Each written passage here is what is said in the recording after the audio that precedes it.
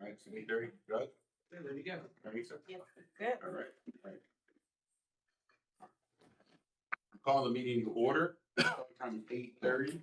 We'll have the invocation by Commissioner Vice Chair Butler and anyone welcome to participate. Thank you, Mr. Chairman. Lord, we come to you today, um, a special day in many ways. We get to celebrate this great state. We get the opportunity to make rules and regs and decide cases today for the people that we care about the most, Lord. We also want to remember the chairman's mother, who's recently passed away. It has been a tough week for him, but he showed up here anyway. I would ask those that are inclined to please pray with me the most perfect of prayers, our Lord's Prayer. Our Father, who art in heaven, hallowed be thy name. Thy kingdom come, thine will be done, on earth as it is in heaven. Give us this day our daily bread, and forgive us our trespasses, as we forgive those who trespass against us. Lord, we ask that you, forgive me. We ask that you lift the Figueroa family, keep them close to you this week, Lord. In your holy name we pray. Amen. Thank you, Commissioner Butler. Roll call. Chairman Rick Figueroa. Here. Vice Chairman Tom Butler. Here. Dr. Ray Callis. Here. Dr. Gary Wesson. Here. Commissioner Nora Castaneda. Here. Commissioner Lori Hyde. Here.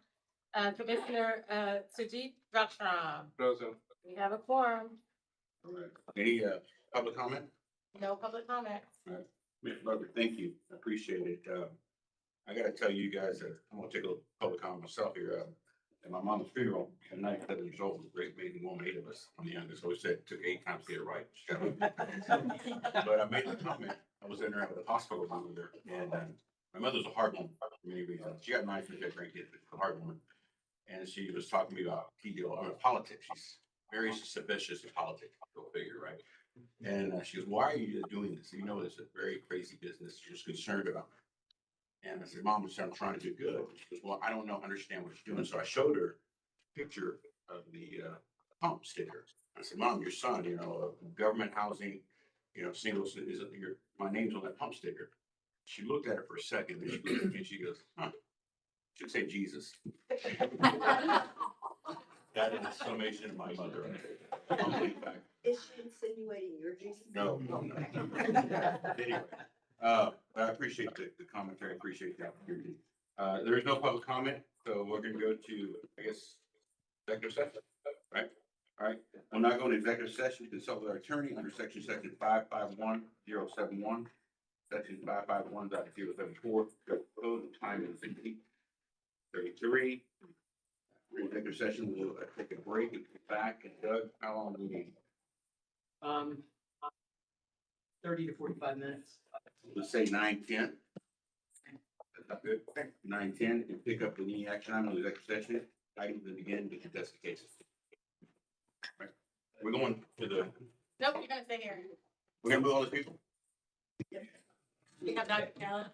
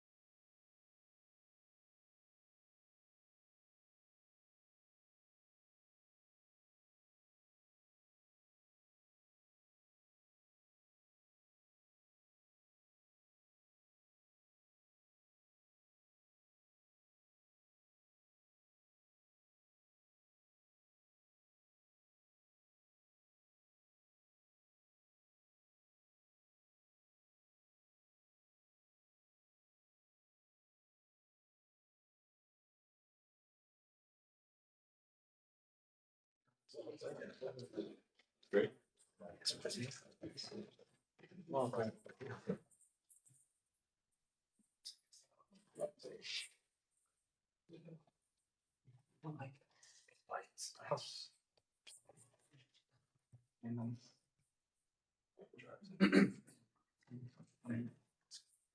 You order pizza?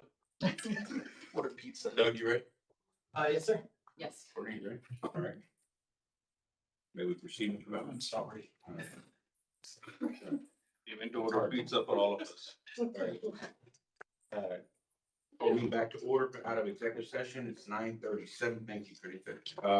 We do have an action item from out of executive session. Courtney?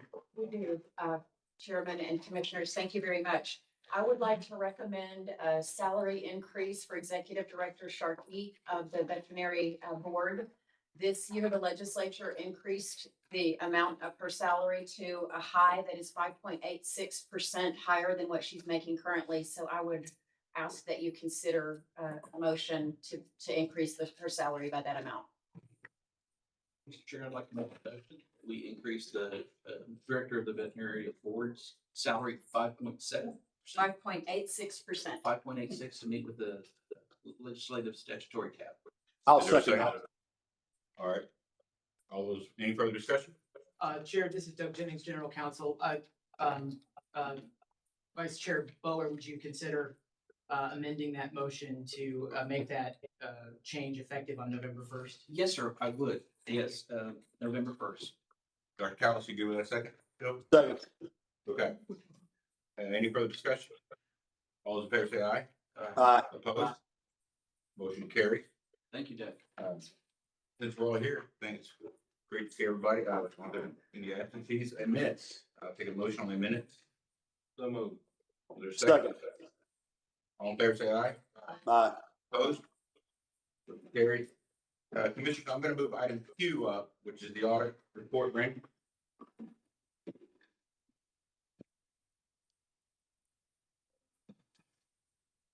Chair, lunch is on Brickman today. Lunch is on Brickman. Oh. Is that the deal? Nobody's paying you for even. Nobody's paying you, period. Nobody's paying you, period. Get their money's worth that way. Hey, Rick, I'm gonna- All right.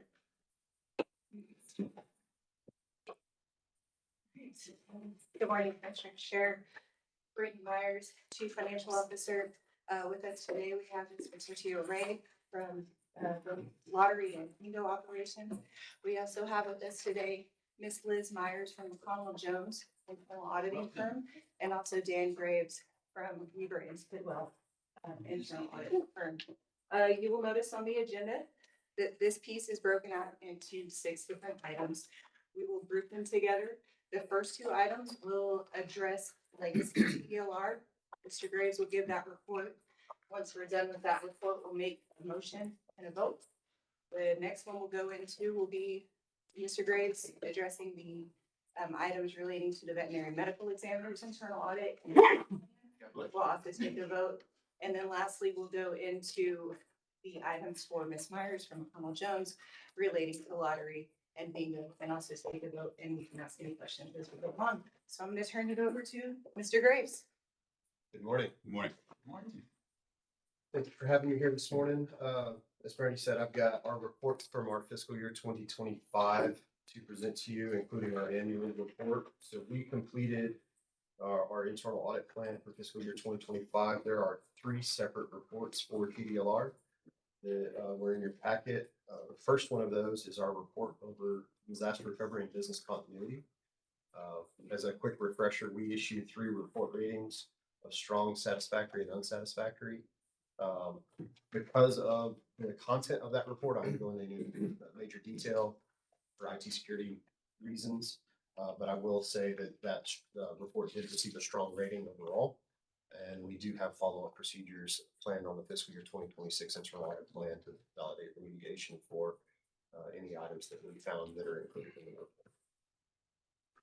The next one was our follow-up over the anti-trafficking activities. So the original anti-trafficking audit that we performed was in 2023. There were 2 findings on it. In fiscal year 2024, we performed follow-up procedures, and one of those items was remediated. This year, we followed up on one remaining item. We issued a strong rating for this report as well, because that one final item was remediated.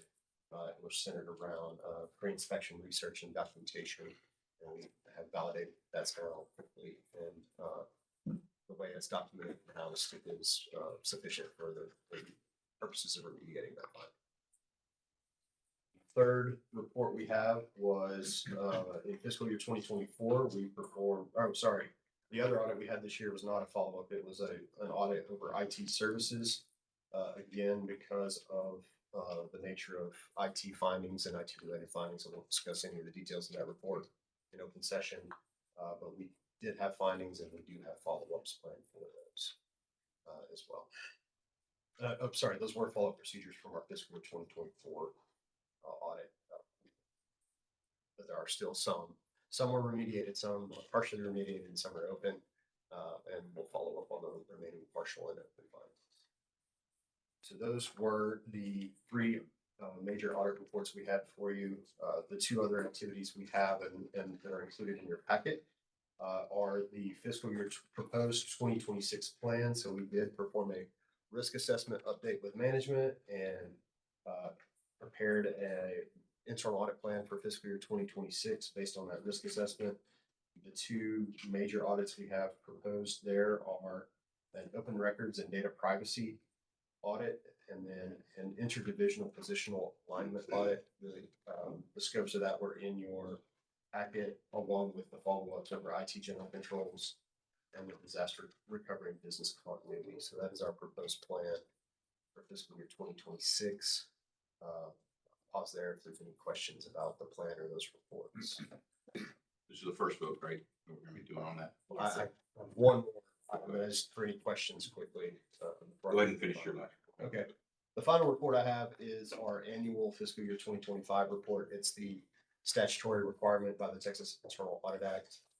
It has 7 sections in it that are all prescribed. The contents of the report prescribed by the SAO. So each one of those has been completed. Section 1 is a disclosure on how the agency will post the reports on the website. Section 2 is the status of our fiscal year 2025 plan, which you've got in all the reports. Section 3 is a disclosure on any consulting services that we've provided. We've provided none, and so that disclosure is in there. 4 is external audit services disclosure there. None were provided, so that's disclosure is completed. Section 5 is our quality assurance review, so that's your audit of your auditors. You'll see in there our audit report from our peer reviewer, where we've received the highest rating pass.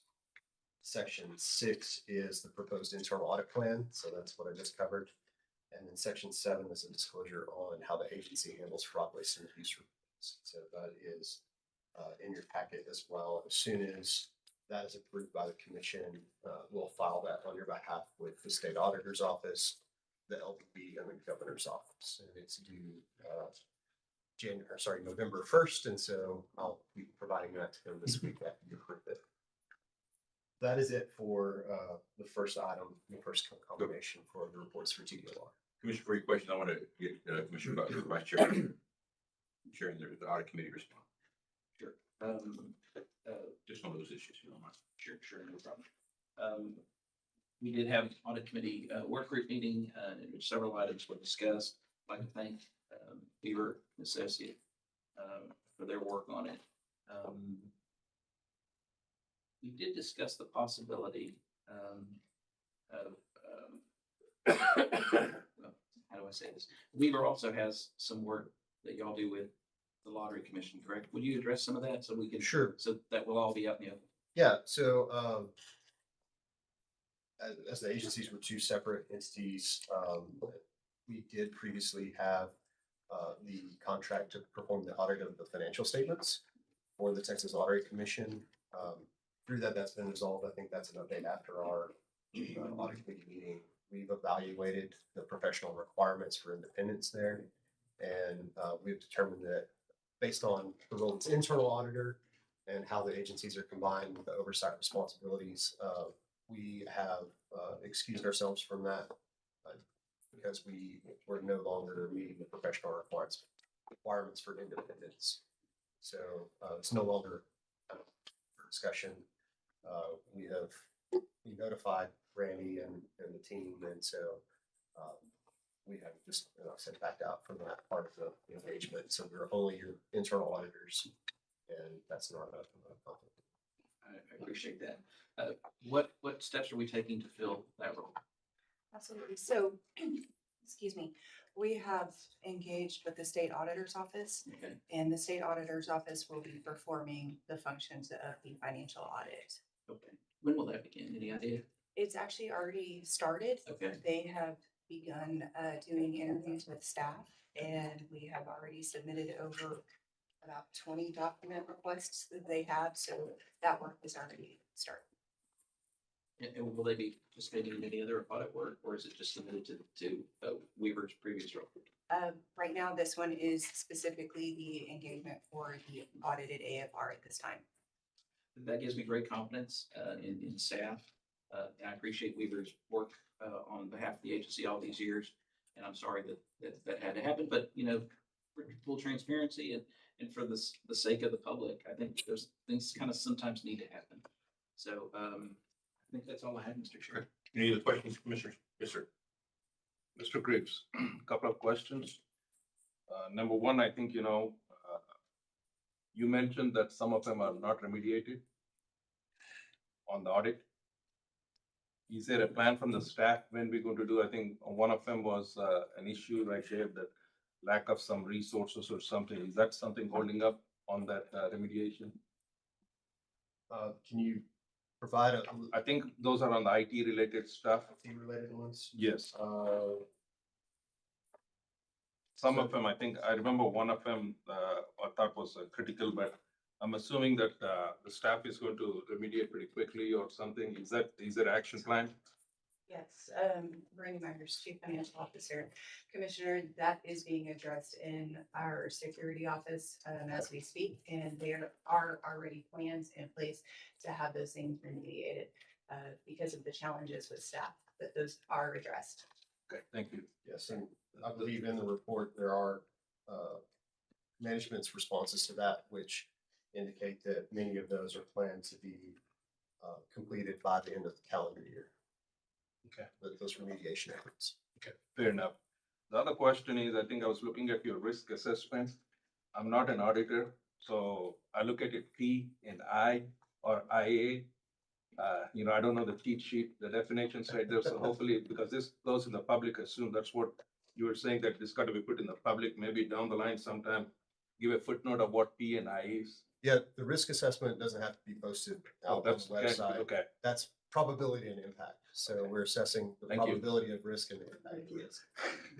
Yes, I can provide a key on that for future. Thank you, that's fair, thank you, appreciate it. I don't have any question. Anything else? One last question. In terms of audit right there for the future, is there something already decided, or is there the audit committee recommended, or is there something we can add or something? Vice Chair Butler? Going forward, we're looking at the matrix, right? As we do it every now and then, right? We kind of reevaluate everything that we do. And so we're looking at the matrix and how do we pick an auditor? And No, I'm not talking about it for the 26th, the audit right there. The report is done. What kind of right now, the pick and choose, we had IT being picked right there. Correct. What's coming up in the next step? I think you addressed that actually. I think in the 2026 audit, would you address what's? Open records? Yes. Can something be added, or pretty much that's what it is? If that's your question, I'm sorry, yes, yeah. If there's a particular aspect of the agency That we want. them to that look you at. want special scrutiny or a second look or deeper dive into, please make that known to me. We can have some discussion with the agency and the auditors to include that in the scope of something. And I would welcome that. You want me to do right now? No. Let's do it right now. But yeah, I think I would like you to submit it to the advisory committee, and that's a great idea, but it's in whether.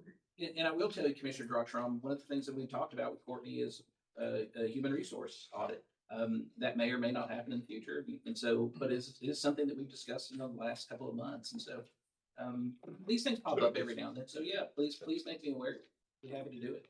Thank you. It makes me The look audit better. plan can be amended at any time, Okay. for any reason. We just need to file notice with the state auditor's office. So we'll file this with the state auditor's office once it is approved, but if there's a change, we just have to notify them from an internal audit perspective. So there's no rule that says this is what we have to go with and set with it. It can change at any. Right. And just for protocol, you would submit it to the advisory and then we put it to the commission, make sure the commission. But I did that. For all the other commissioners, they could just tell me verbally. You would have to do it in writing. Again, you were along. I appreciate it. All right, any other questions? All right, I'll entertain a motion. So moved. Second? So, All in favor, say aye. Aye. Opposed? Motion carries. Doug Jennings, General Counsel, just a little after the fact clarification, that was a motion to approve the audit Yes, report and plan. Okay, thank you. apologize, yes, I'm sorry. All right. Randy? The next items are items 3 and 4 as they relate to the Texas Board of Veterinary Medical Examiners. And Mr. Graves will also address that. So for the Texas Board of Veterinary Medical Examiners, we had one report for you, as you recall. In prior years, we did a full sort of soup to nuts assessment of both operational and financial processes and had a pretty good list of observations. We didn't have findings because it was an assessment, it wasn't an audit. We had 25 total observations. 2 of those were closed in the year that we identified those, so we had 23 to follow up on. And I will tell you that the agency's been very diligent. 22 of those have been addressed and remediated. We've issued a strong assessment for this report. There is one that is partially remediated. It's been started, but not complete, and that is centered around standard operating procedures for budgets. So that is scheduled to be remediated in March 2026. And we've already been in communication with management about that and know it's well on its way. So that is the one report we have for that board. And then as part of the audit plan for fiscal year 2026, you'll see on our proposed audit plan, we have the follow-ups to verify that one last observation's been remediated.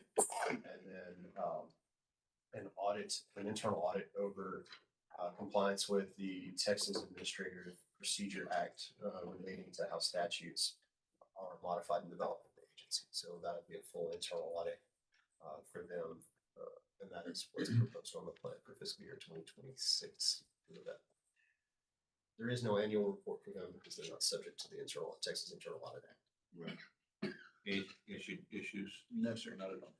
Brent, Courtney, can you remind the commissioners the status of this vet board? I mean, the idea was when it came over to us, that way there's context of how to approach this audit. That's right. The veterinary board was attached to us temporarily for a 4-year period. The 89th session rounded out the 2nd year. And as we go into the 90th session, not this January, but next January, we'll be finishing up the 4-year attachment. So they ask us to do a rule review, ask for any legislation. They ask us to align their rulemaking procedures with our own, and we've been doing that. Also, we've been working with Brittany and her team.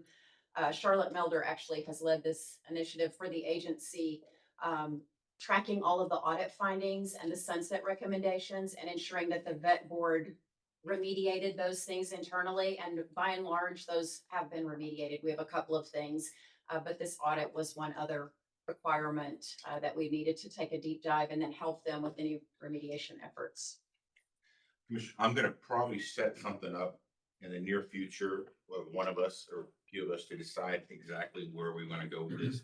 I know it's a 4-year term, but there needs to be understanding where we wanna be in. So I have some summation as legislature comes back, and I'm sure they're gonna want some information.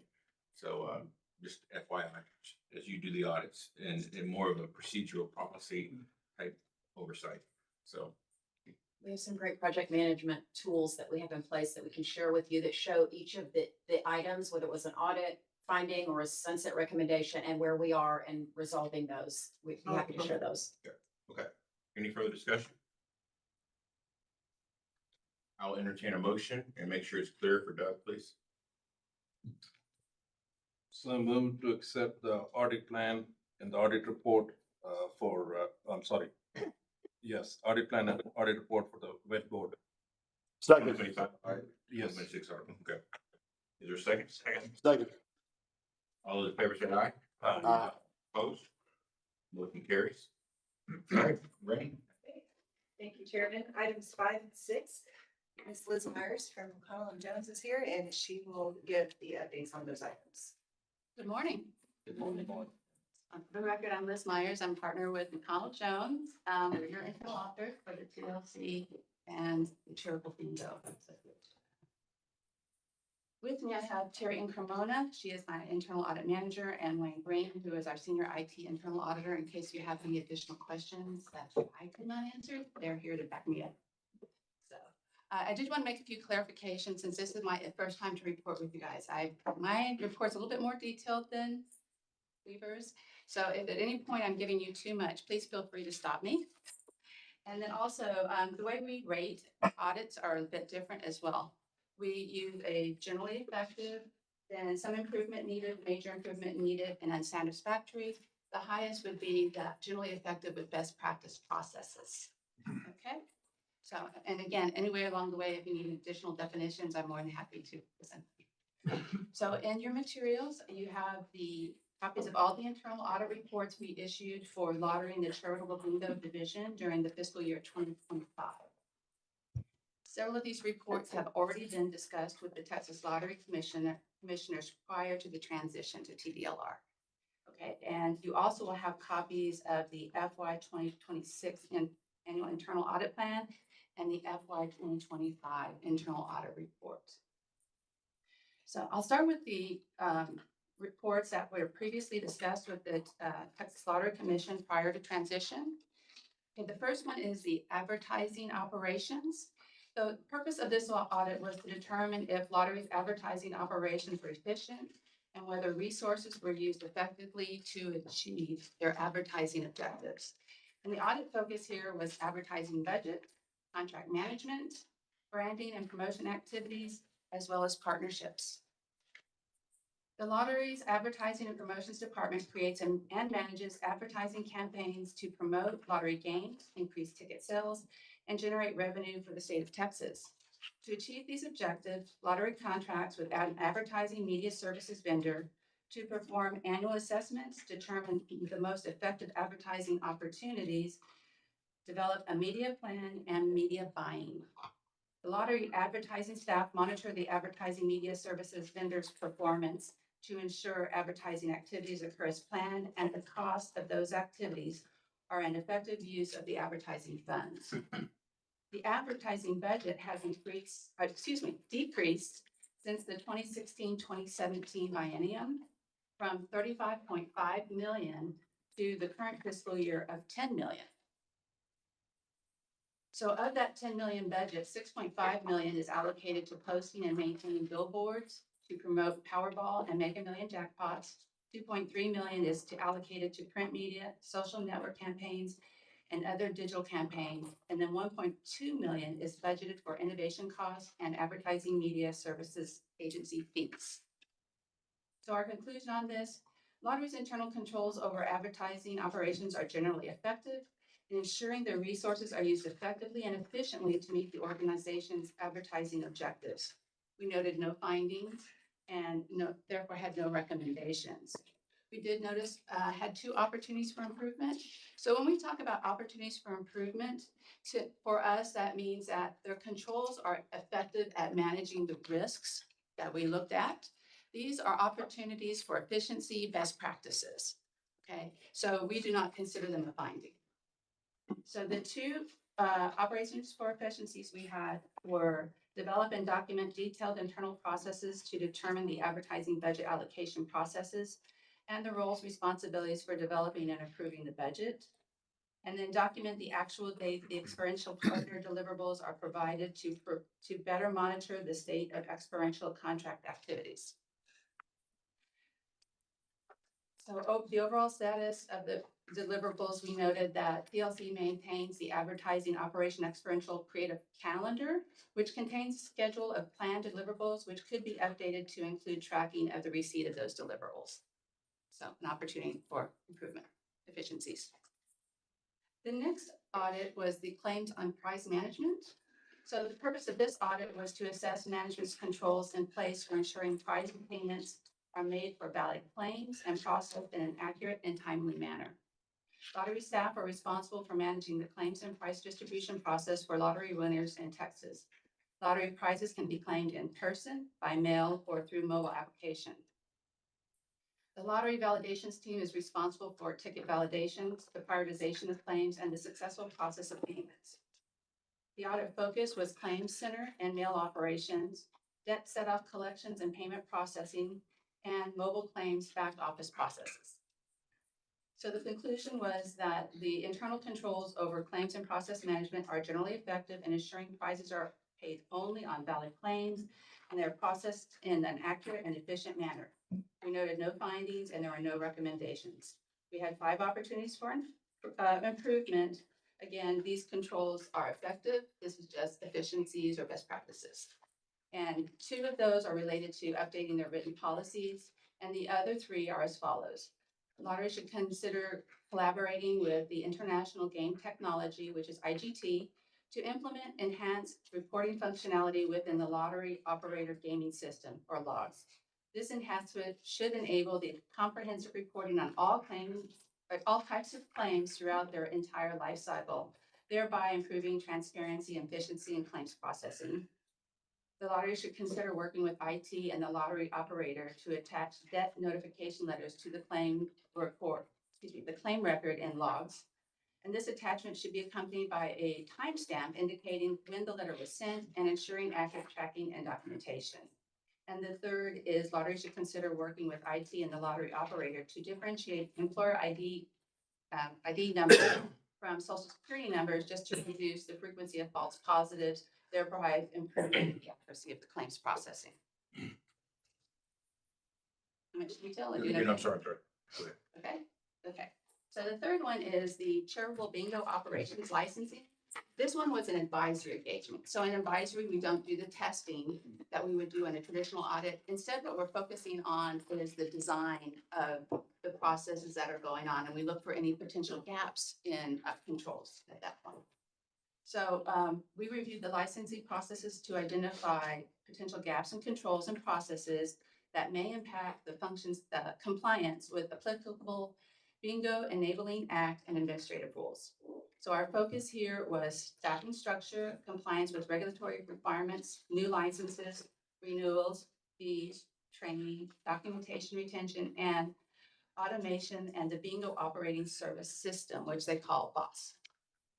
So our conclusion that is over the past 3 years, Charitable Bingo has enhanced the efficiency of its licensing process by addressing obstacles through organizational changes and improved communications, particularly with the compliance and legal team. Our review of the licensing function did not identify any gaps in the controls or processes. We identified some manual processes that could be made more efficient with automation. Specifically, the Bingo Service Portal or BSP lacks templates or of some forms and has no mechanism available to convert PDFs into a readable text in order to upload data files directly into the division's information system. An upgrade to the BOSS system is planned pending funding and with requirements already developed.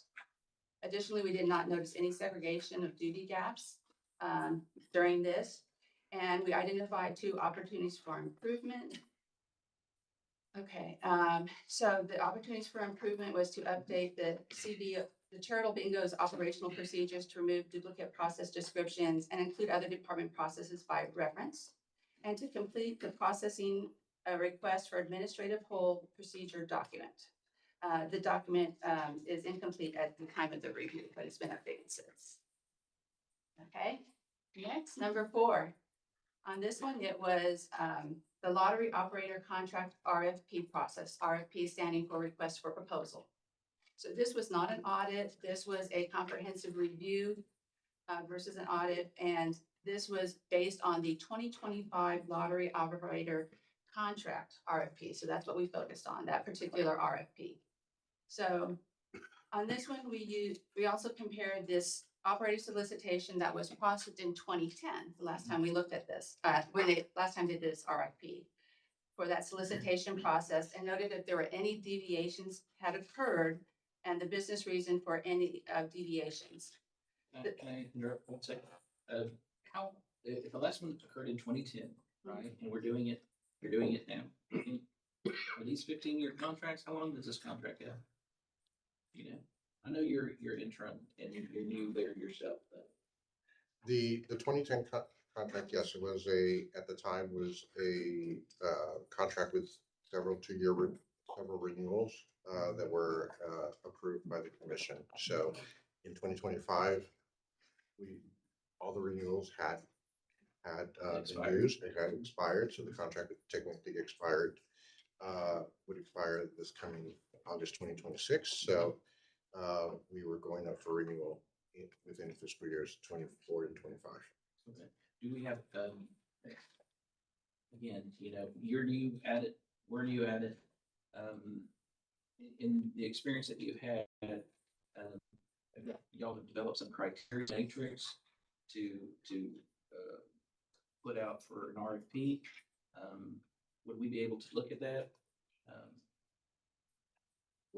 Yes, we did complete the RFP process, but due to the transition and changes, we will go through a new RFP process, which I believe Nicole Oria, our special counsel, will be coordinating that activity for the next RFP process. So as we go through the process, she will be updating you all of the process and the documents.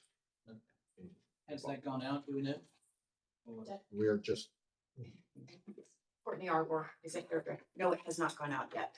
And Nicole has begun her work, and we've been doing some research on the various vendors out in the marketplace and what they might, just to learn more about this industry. But the procurement has not gone out. It'll be coming out in the next few months. I think we all need to give each other a little bit of grace in that, but we also want to be part of that learning process. What it is that we're looking at, what makes you a good vendor. So as much as you can, you know, include us in that, if you would, and how it goes. And I'm sorry, so that was a question that popped in mind. Yeah, and it's fine. Since he paused you, but you define the difference between a comprehensive review and audit, so this commission's going to. Sure. So in a comprehensive review, it's really based on inquiries and analysis versus the testing that you would do in an internal audit. Go ahead, whatever on water operation.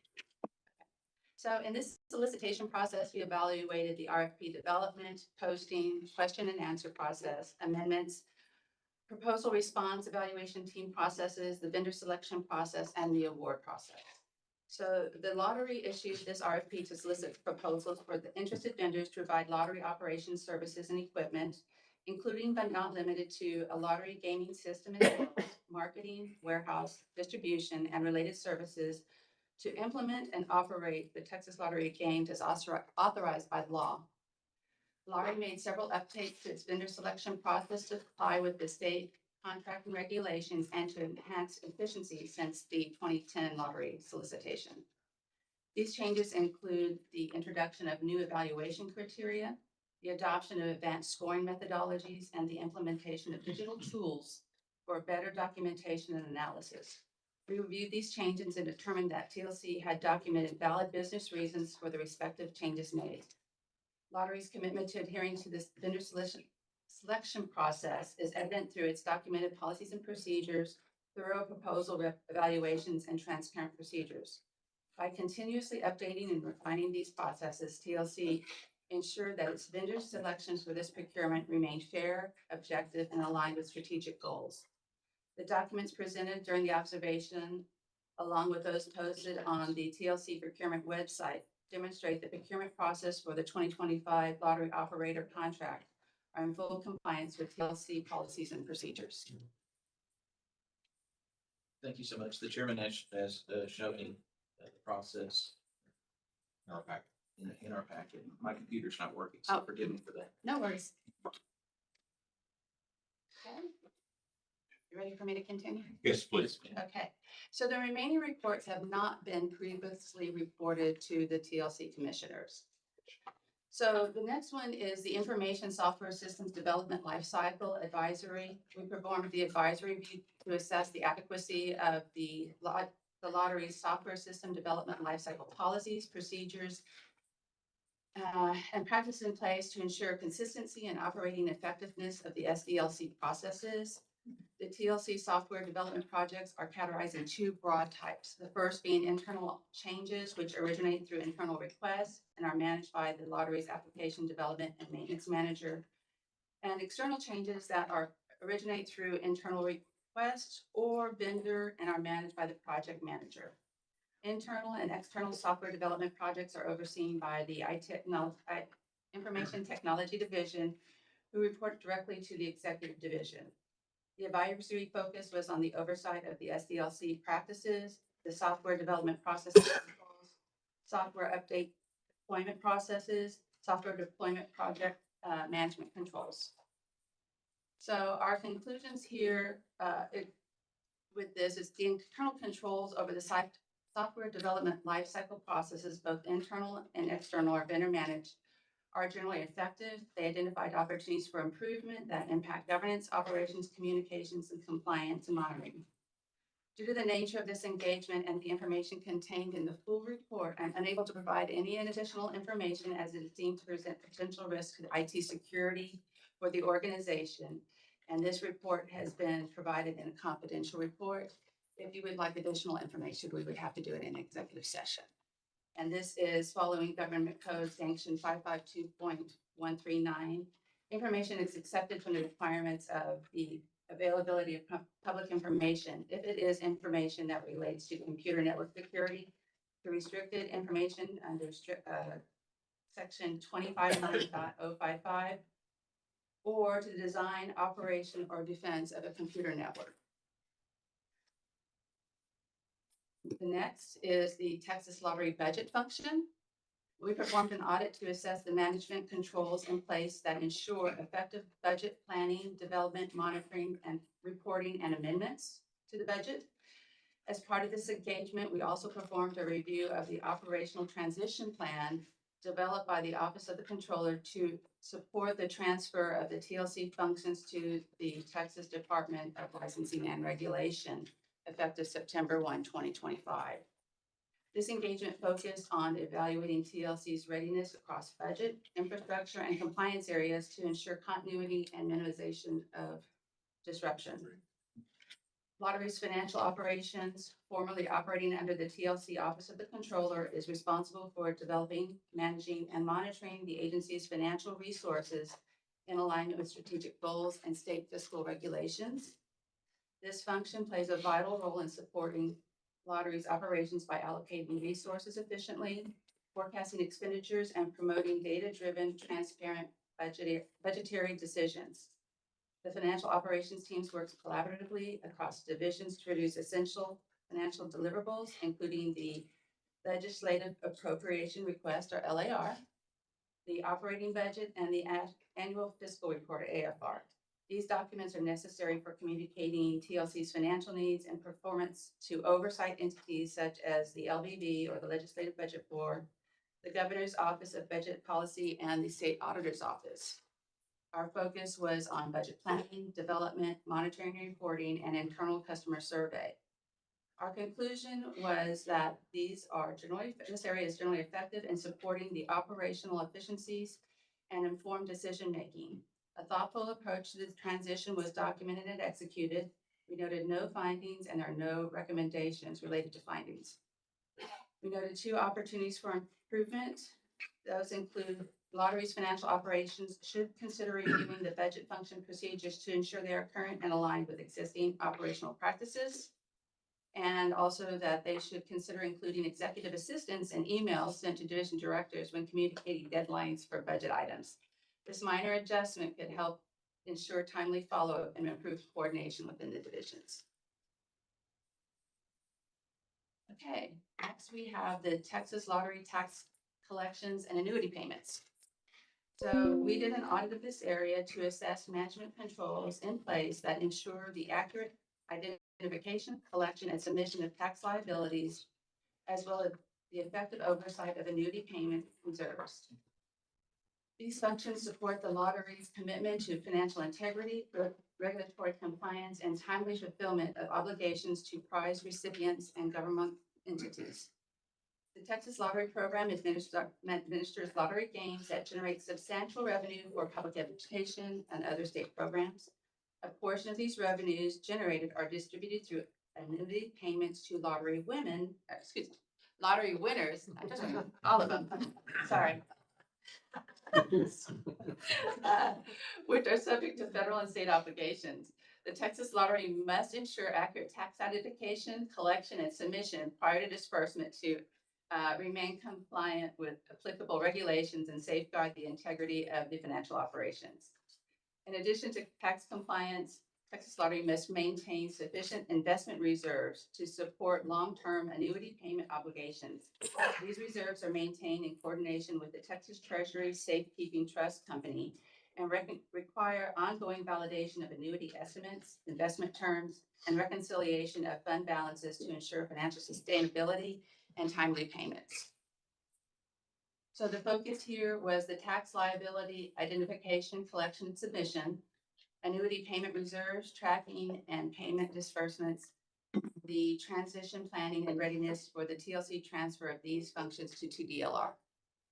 So our conclusion is that they were generally effective in supporting the financial accuracy, regulatory compliance, and timely fulfillment of obligations.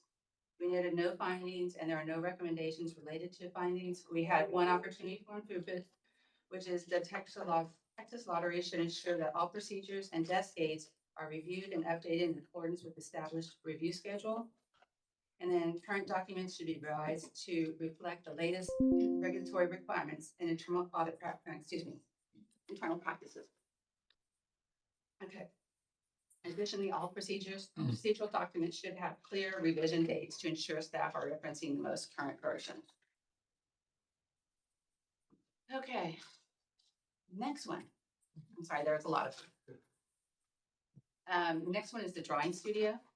We performed an audit of lottery's drawing studio operations to assess controls that ensure lottery draw games are performed with integrity and accountability, implementing applicable policies and procedures to ensure compliance with state regulations, along with security, integrity, and continuity of lottery game drawing. The new drawing studio is outfitted with office space for personnel, as well as a broadcast room located directly above the studio on the second floor that transmits the live drawings to the public. The drawing studio follows several physical security best practices, including entryway seals that foil when broken, a door alarm that rings whenever an external door is opened. All existing drawing processes were carried forward to the new location, and the personnel undergo extensive training to effectively perform procedures.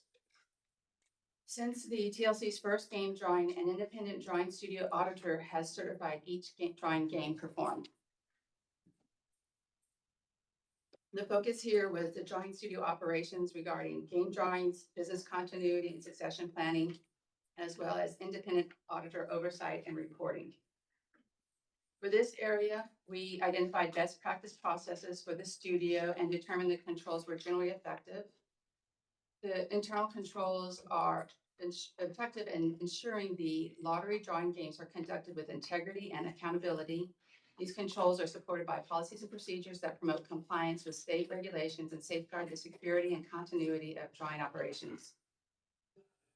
Through its sound internal control framework, the lottery program demonstrates a strong commitment to regulatory compliance, operational reliability, and integrity of its lottery draw processes. We noted no findings and no recommendations or opportunities for improvement. Almost done. Almost there. Okay, next is the lottery enforcement operations. We conducted an audit of the lottery's enforcement operations to assess controls and activities in place to ensure the integrity and accountability of lottery and charitable bingo operations by enforcement compliance with applicable laws, streamlining complaint intake and investigation processes, and maintaining processes that support proactive enforcement and operational continuity. Lottery's enforcement division safeguards the integrity of the Texas Lottery through comprehensive investigations of applicants, licensees, vendors, and violations. The Enforcement Division consists of 16 personnel, including investigators and support staff. It conducts investigations into lottery and charitable bingo violations, addressing issues such as unusual activity, pull tab irregularities, unlicensed operations, unauthorized timing, and financial misreporting or theft.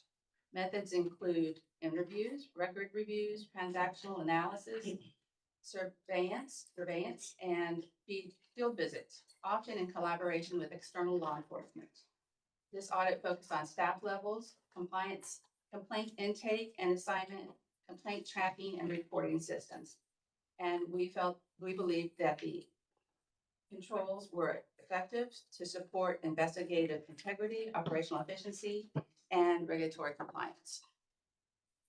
Their this enforcement structured staffing model, regionally segmented oversight and specialized roles enable scalable and targeted case management. Performance monitoring through the Compliance Activity Monitoring Program, or CAP, and the quarterly reporting ensures accountability and informed decision-making. Standardized intake procedures and statutory alignment reinforce transparency, while ongoing training and procedural reviews sustain staff competency. We had no findings and no recommendations related to findings. We had 2 opportunities for improvement. The Enforcement Division should promptly review and update and approve the outdated procedures and establish a recurring review schedule to ensure all procedures are evaluated at least every 2 years, and create a centralized digital log to track all staffing training activities and assign a designated role to ensure timely and accurate record keeping. That is the end of the internal audit reports. It was just getting good. Thanks. All right, Mr. Butler, if you have any comments from the audit committee, that'd be great. Well, first of all, I appreciate all the work that you've done. I know y'all have been with the Lottery Commission for a long time, Mhm. and it's obvious that you take your job very seriously, and we appreciate that. But thank you for the heavy lifting that you've done all of this time. Mhm. And so I think that's all I really have, Mr. Chairman. Okay, so commissioners, we'll shoot you if you ask her to read it again. I'm gonna tell you that right now. But I know there's a lot, it's a whole lot of operational audits, which is some scope that I know a lot of commissioners have want to take issue with. I want to make sure that we issue questions about. It's a new program, with a lot of moving parts.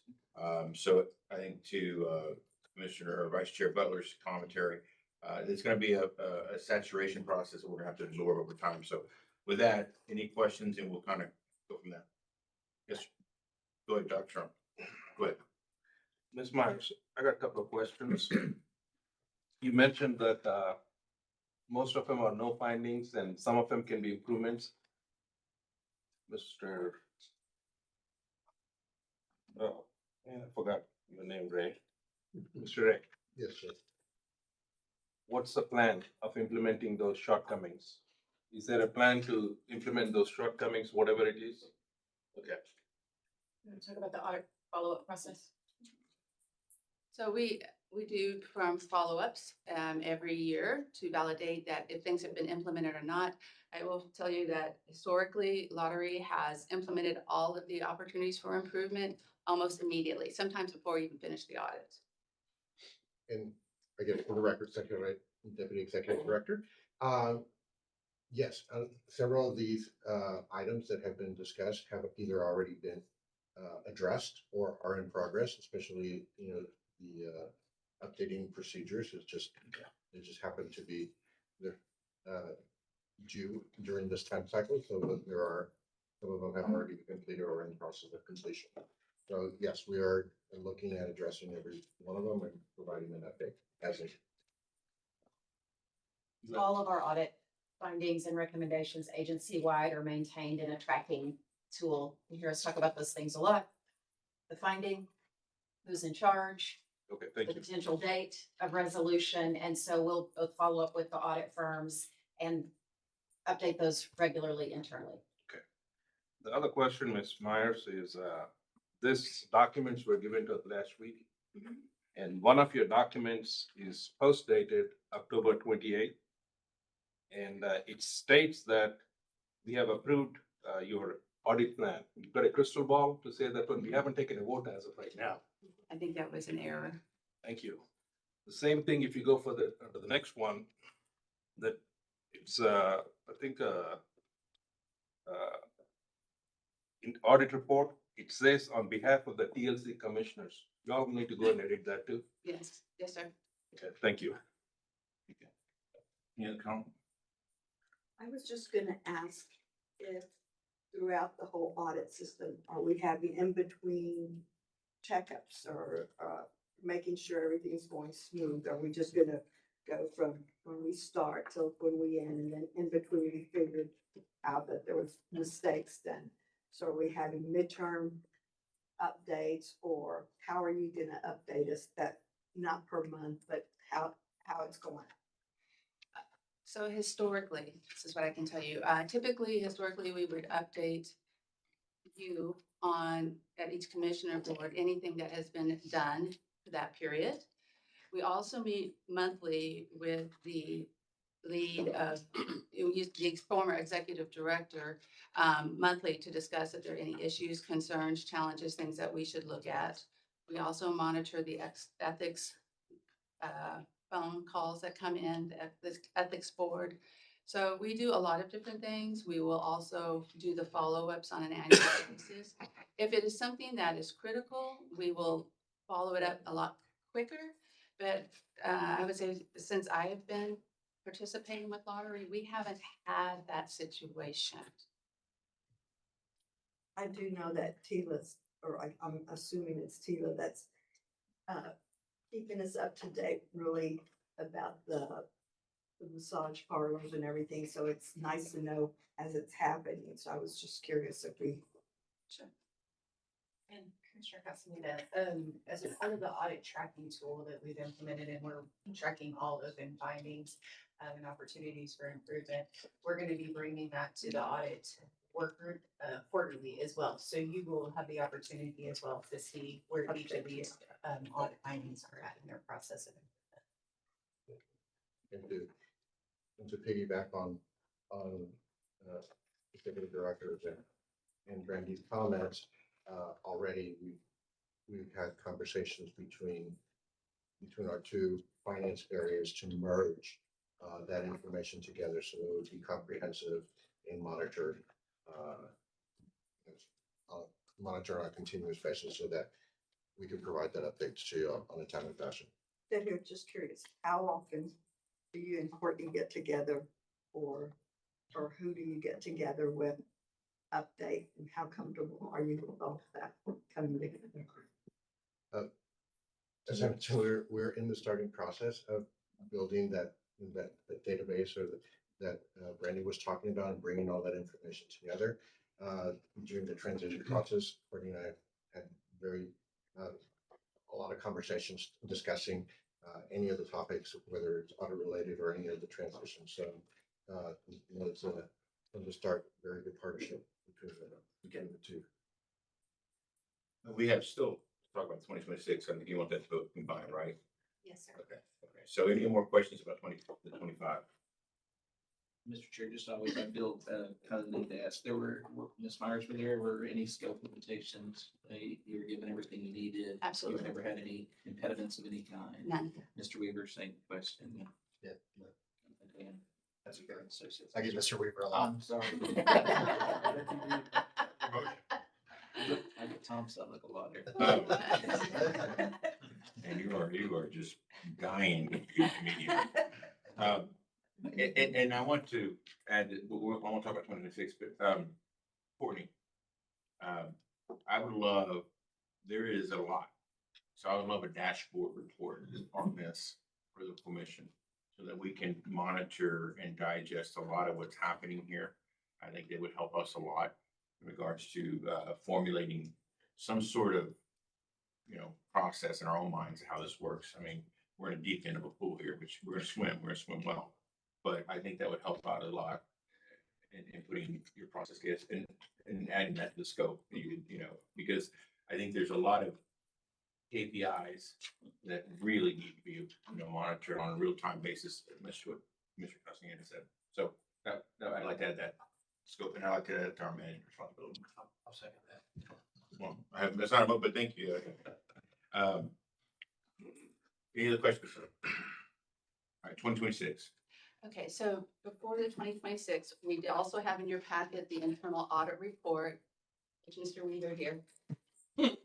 mentioned, that is required, and with your approval, what it basically contains is the status of the internal audit plan, our review, our peer review outcome, as you mentioned, with the others, the internal audit plan, external audit service performed on the agency, and also the agency's methods of fraud, waste, and abuse reporting. It's required that we follow up on that as well.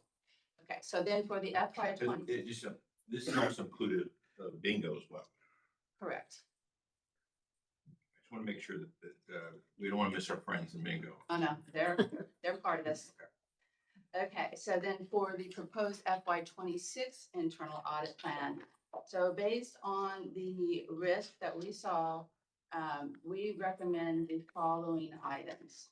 The 6 audits are the sales tracking and reporting, governance structure, staffing and responsibilities, legislative mandates, compliance, the sunset review recommendations, implementation, the rulemaking process, retailer compliance and monitoring, retailer bonus and incentive programs.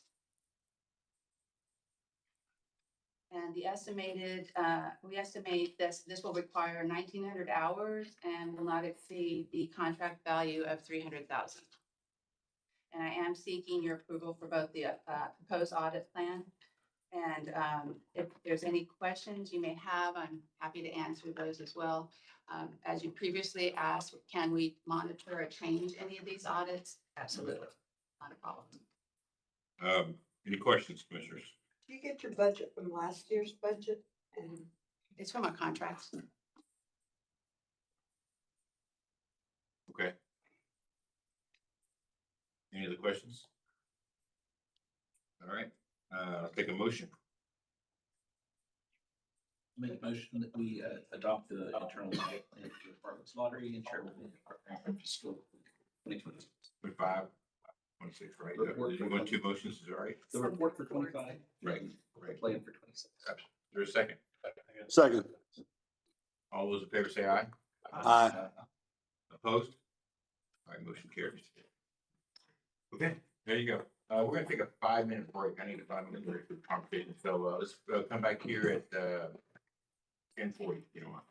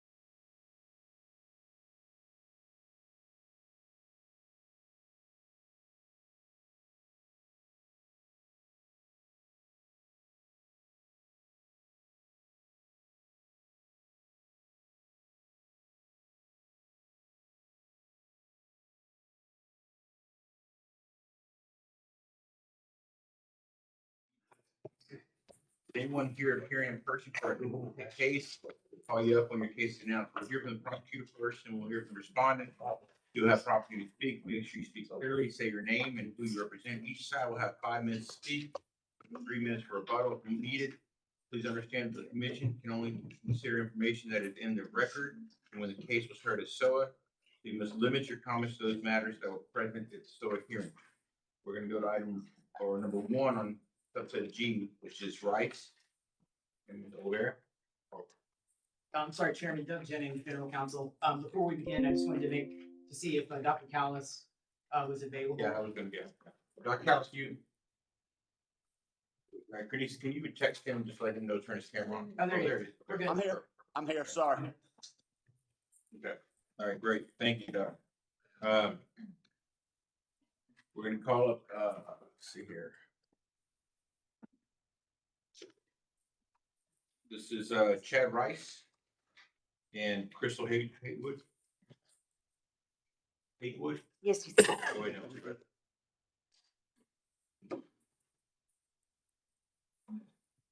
You're not Natalie. I am today. Okay, okay. All right, today. Did you understand the instructions that I read earlier? Okay, so, go ahead. Thank you. Good morning, Chairman and Commissioners. My name is Jessica Hurtado, and I'm a senior prosecutor in the Enforcement Division. Natalie Olvera handled this case at SOA, but I'll be presenting it to you today. BLJ recommends that you deny Chad W. Rice's renewal license application for a journeyman electrician license and revoke his current journeyman license based on his criminal history and his material misrepresentation to the department. And I ask that you adopt the PFD as written. In 2002 and in 2020, Mr. Rice was convicted of assault causing bodily injury, family violence, both misdemeanor offenses. These offenses involved hitting, pushing, and choking the victim. And Mr. Rice was sentenced to confinement in the Kaufman County Jail. In 2022, Mr. Rice was placed on a deferred community supervision for the felony offense of aggravated assault with a deadly weapon. And during a dispute, the respondent shot the victim in the leg. He was placed on a community supervision for 4 years, which is set to conclude in September 2026. All of Mr. Rice's assault offenses are considered guideline crimes for electricians. And Mr. Rice has demonstrated a pattern of escalating violent behavior, beginning with misdemeanor assault and progressing to felony assault involving a firearm. Additionally, these were not crimes of youthful indiscretion. Mr. Rice did not offer any evidence at the hearing to demonstrate his fitness for licensure and offered no explanation for his criminal offenses. When asked about his criminal history on his license renewal application, he incorrectly stated that he had not been convicted or placed on deferred adjudication since his most recent license was issued. Electricians have direct contact with the general public at residents and businesses and in situations that may arise that have the potential for confrontational behavior. As a person with a predisposition for a violent response, the respondent would pose a risk to the public. So I ask again that you adopt the PFD as written and deny Mr. Rice's renewal license application and revoke his journeyman electrician license. And I'm available to answer your questions. Thank you. Any questions, Commissioner? Mr. Rice, okay, would you understand the instructions, right? We have to contain the SOA hearing, so that's fact fund. Yes. Go ahead. Thank you for letting me speak on Chad's behalf. I am his ex-girlfriend. I am also the victim of the first crime. Sorry. You're good. And the shooting. And I would just like to make it clear that during the shooting, for one, Chad was defending himself. And that is the honest God's truth. There was a 300-pound man barreling towards him with every intention of hurting him in a bad way. So his response was that of any human beings would have been. He had to decide in a split second, you know, whether to protect himself or whether to run. And there was nowhere to run. So that's what happened in the shooting. And the physical altercation that he and I had gotten into, again, we've been together on and off for 15 years. It wasn't just him that got physical. And so I would ask that you take that into consideration before, taking away his license. He's been a journeyman electrician for over 20 years. He serves our community. He's very well respected in our community. He's built, wired schools, homes, businesses, and has a stellar professional reputation. And so I would also ask that you consider that as well. Mr. Rice, you have anything to say? As far as the, charge, like I say, I mean, that's why it was a shooting, but it was placed on deferred probation.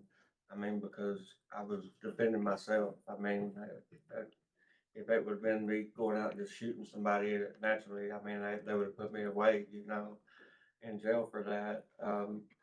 As far as in there where they say that, I lied on the renewal of my license, our office manager takes care of all that part of our licensing and everything. And, after I talked to the state and everything, they didn't even have my contact information. They had our shop's physical address, our office manager's email address, and personal. So I wasn't aware, and that, I mean, naturally, it's the state of Texas licensing, and it was the state of Texas. So I would have never lied on something like that. I mean, and I know all I had to do is explain it anyways, So, I mean, there was no reason for me to lie on that, to the renewal of my life. But I just ask that you take all that in consideration. Like I say, I have been doing electrical for right over 30 years and carrying the journeyman's for over 20 years. I mean, it's my livelihood. And in the town that I come from, we do all the work for the city and some work for the schools and et cetera, And like I say, I just ask that you take that in consideration. Thank you for your time. Commissioners, and correct me if I'm wrong, Doug, this is probationary license as well, right? Or restricted licenses is opportunity for this. Because this is the this does involve an electrical Right. program license. A restricted license is an option. Right. If you should choose that way. Remind And what we have done just in previous practice is if the commission is leaning toward that direction, toward issuing a restricted license, it might be easier to remand the case to enforcement, to ask them to pursue an agreed restricted license. Of course, you have the power to change the PFD and issue a restricted license, today here. But we have found, and I'll defer to enforcement, of course, but we have found that enforcement through these agreed orders is able to negotiate those particulars more easily. It's easier then. Okay. All right. Commissioners, questions? Yes. Curious, who called the police? My son did. When the shooting happened, my son did. No, How about when the abuse? And actually, no one called the police during that time. I was in the process of moving back to Kaufman County from Austin. And when we had that, I decided not to move back in with him, and I didn't have anywhere to go. And so someone had told me about a resource available in our community, and I had gone to speak with this lady about that, and she is the one that had the police involved. And so I felt like that was very coerced. And I signed a statement saying that. So I don't know if. Okay, that's good. Thank you. Any other questions? Yes, sir. Mr. Rice, I think there are about 3 issues, 3 times you've been run into law right there. Fair enough? Yes. And I think, the other thing is on the renewal application, you put your criminal history as no right there, which basically misled the agency right there. You understand what went by? I understand that, but like I say, I didn't fill that out. It's secondary. Well, but you signed it, that's your application. It's your responsibility. Yes. If you let someone do something, whatever it is, Yes, you're still responsible for that. I agree. Okay, thank you. No questions. Yes, Commissioner Weston, Jim? No, I just had that about the communicate, he said someone else filled it out and the communication, did that go to you directly, Mr. Rice, or was that through the office that? Through the you work office. for? May I make a comment about that? Yes, absolutely. Yeah, so the license holder is allowed to put whatever contact information they want, but if they're gonna put, their employer's information, that's on them. Okay. For that, of course, yeah, I guess we're going back and forth on who put that on there. Anything else? And no, Mr. Chair, yeah. Yeah. Thank you. Ma'am, what is your name? Crystal Haywood, Crystal Haywood. yes, sir. Ms. Haywood, thank you for coming. Mr. Rice, to kind of echo Commissioner Sharon's, we weren't there. All we have to go on is the record. Yes, sir. And your record is becoming more violent. Yes, sir. An objective person, you can look at this objectively and say, man, if you just look at me on paper, I'm becoming much more dangerous Yes, sir.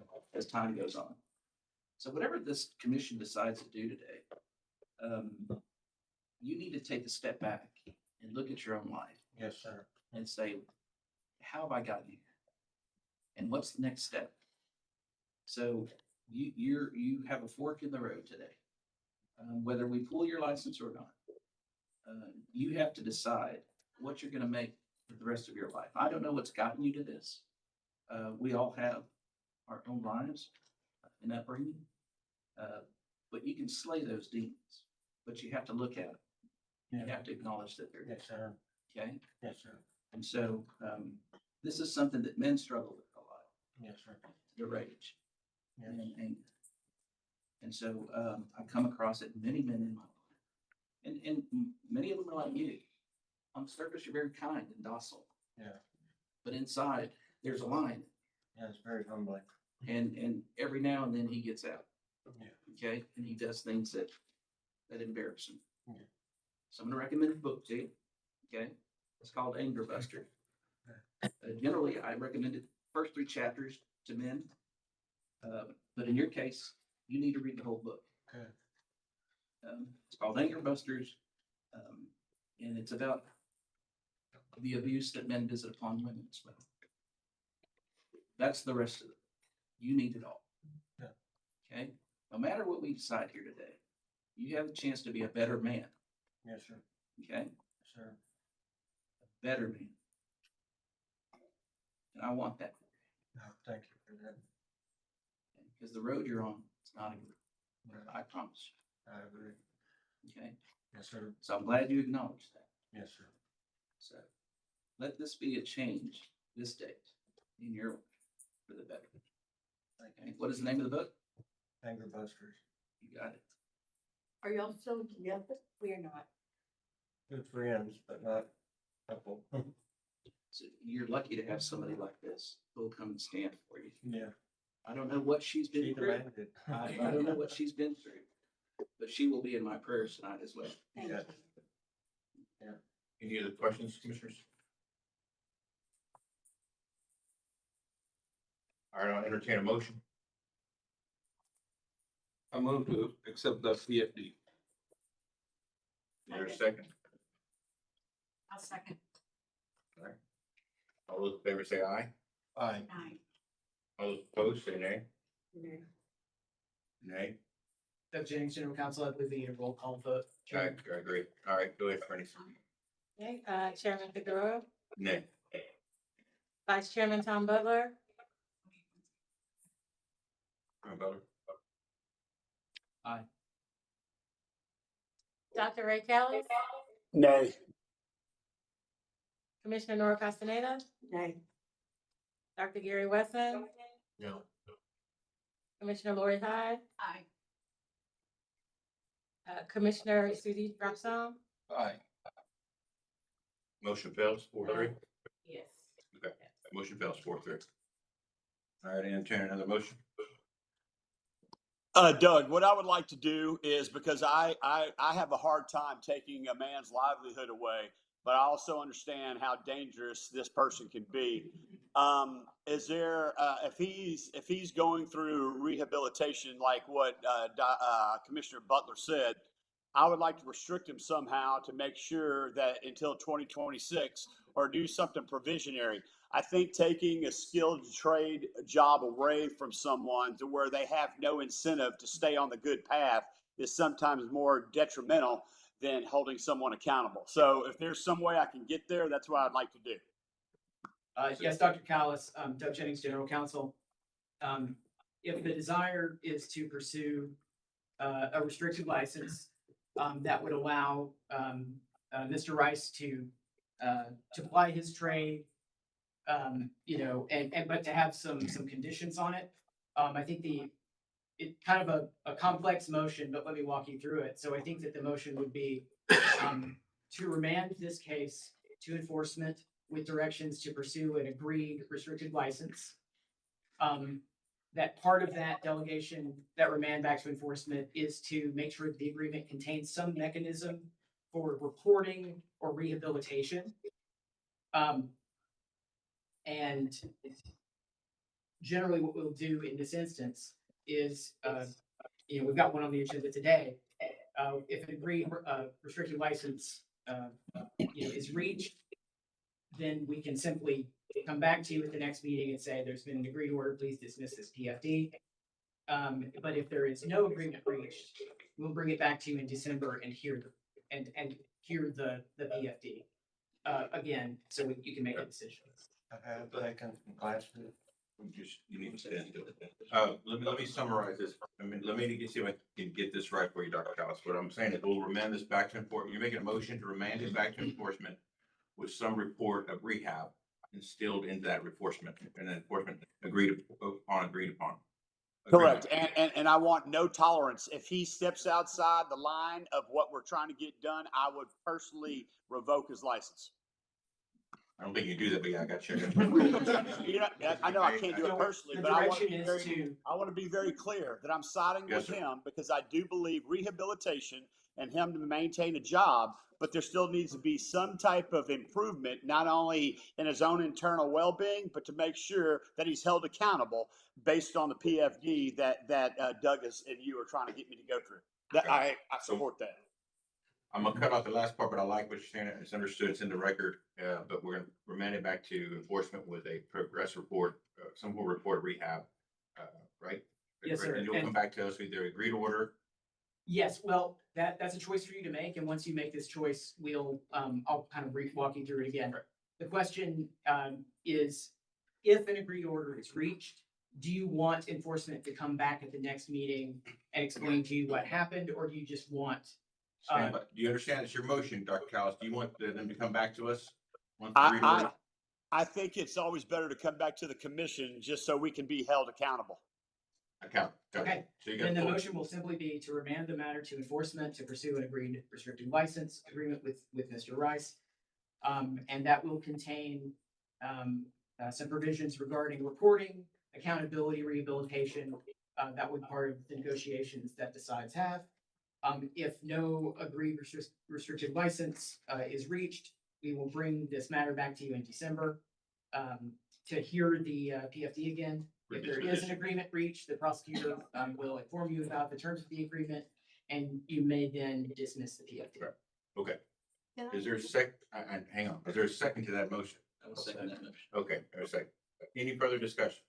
Yes. Just have one question. Are you working independently or for someone else now? No, I work for the same. So they chose Yeah. to keep you. Mr. Rice, you are on deferred adjudication. What are the conditions of I've taken several the hangar management, different programs throughout that. And my probation officer even said any way that she could help, if she needs to give a letter or whatever, that wasn't a problem. We can't hear that right now. That's what's in there, but Okay. the question, just answer the question. You are taking anger meds. Okay. Yeah. Anything else? Okay. There's a motion, there's a second. All in favor, say aye. Aye. Aye. Opposed? No. Take a roll call vote. All right, Chairman Figueroa, Aye. Vice Chairman Butler, Aye. Dr. Callis, Aye. Commissioner Castaneda, Aye. Dr. Gary Wesson, Aye. Commissioner Hyde, Nay. Commissioner Druckschroen. Nay. Motion carried. Mr. Rice, somebody will get with you from our office. I know there's a lot of technical stuff that was, and kind of go back with you and we'll make sure enforcement, okay? Okay. All right. Thank you. I'd go to church if I were you. Yes, sir. All right. You got it. blessed today. All right, here we go. We're gonna go to item two. Now, I guess, Doug, do we want to address item 2, 3, and 5 at once? Or do you want me to just go jump to the Watley case? I think, Chairman, first thing I'd ensure is that we don't have any other respondents present Okay. in the meeting We today. do have a motion for rehearing. We do, but I'm talking about for the SOA cases. Is there any price of any more? No, not that I'm aware of. Okay. Okay, so So you have why some don't we do options this? here. Let me get to Watney and then Pat it, and then we'll talk about the other three. How about that? Yes, sir. Gives you some time. All right, Commissioner, item number 4. Jessica, if you're here. Chairman, I'll actually jump in on this one. I was speaking with Mr. Nato. Mr. Watley, the respondent in this matter, sent our office a request to continue this case. He said he was not able to make it to Austin on this meeting date. He'd like to attend in December. And so it has been our practice on these first types of requests generally to grant them, but you're not bound by that. Okay. So we can hear the PFD or we can. You need a motion for that continuance? Yes, sir. Okay, there's been. I make a motion for continuance. Second. All in favor, say aye. Aye. Opposed? Motion carries. Thank you, Cal. Patty. You want to wait on this one, Patty? No, go ahead. Ms. Burns? Morning, Commissioners. Morning. Morning, Commissioners. My name is Nicole Burns. I am a prosecutor with the Anti-Human Trafficking Division. On September 4th, 2025, we brought this case to you. The ALJ's PFD proposed revocation of respondent's massage therapist license and impose a $5,000 administrative fine for the 1 count of engaging in sexual contact with the client during a massage session. We previously asked that you uphold the PFD as written. You stated that the revocation should be probated for a year and remanded the case back to us to reach an agreement with the respondent. I'm here today to report that we have reached a settlement wherein the respondent has agreed to revocation of the license, with that revocation being probated for 1 year.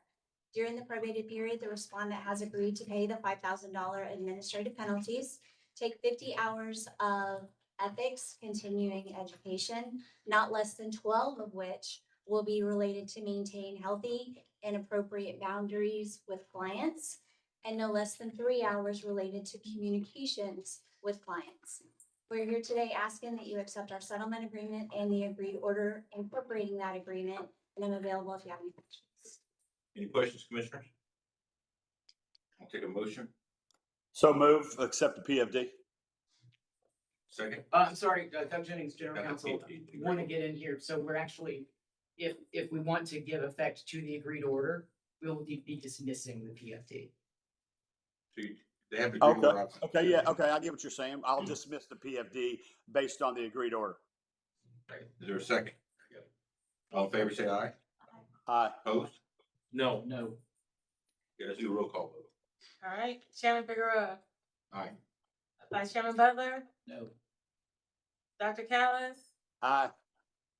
Commissioner Castaneda, Dr. Wesson, Aye. Commissioner Hyde, Commissioner Dottron. Nay. Motion carries. Motion carried. Motion carries. Thank you. Okay, Doug, how do you want to address the? Chairman, it'll be your call. I think, we have 3 cases where the respondents do not appear to be present. Procedurally, it might be a little easier to go through each case if you do not want to hear oral argument. I think it might be a little cleaner just to call the case, ask for a motion or any questions. Okay. And then the prosecutor will be present to answer any questions you might have, and just do it. You can do an abbreviated version. That's a great, Ms. Hurtado, you're gonna represent these? Yes. Okay. We'll do the first one, which is, Shabri Moore. All right, Commissioners, I guess. The idea is, I'm assuming you read the material. Is there any questions you have for the prosecutor? Okay, then I'll entertain a motion. I move to accept the PFD with the correction of the case number. Okay. Technical correction? Yes. Okay, there's an error in the text. Is there an error? Okay. Is there a second? Second. All in favor, say aye. Aye. Aye. Opposed? Motion carries. Okay. Item number 3, Macon. Mackin, I'm sorry, Mackin, apologies, Mackin. Commissioners, any questions for the prosecutor? I'll entertain a motion. So move. Got a motion, a second. All those in favor say aye. Aye. Opposed? Motion carries.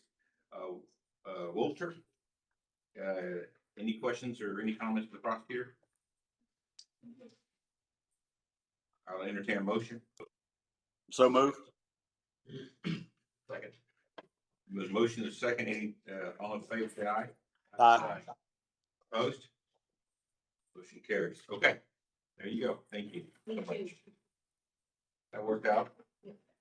We're gonna go to item H, motions for rehearing. We've got, Underberg, okay? And then we have, Kyle Carney, Here for attorney. Yes, attorney for Healing Hands Massage Institute. Okay. And Mr. Alexander. Yes. Okay. All right, and, I'm gonna read some instructions real quick for you, Counselor, and, Mr. Alexander, and then we'll go from there, okay? Yep, then having a handout of section 2006-03. I'll pass it on. Thank you. All right, so let me read these to you. If there's anybody here appearing in person for the motion for rehearing today, we'll call upon you when your case is announced.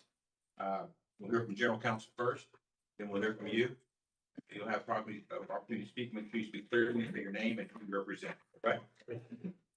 All right, Mr. Funderburg. Chairman, Commissioners, Christopher Funderburg with the Office of General Counsel. Before you, consideration of a motion for a hearing filed by Healing Hands Massage Institute, a licensed massage therapy school. The motion requests a hearing on the decision of the commission that imposed a $3,000 penalty on the respondent.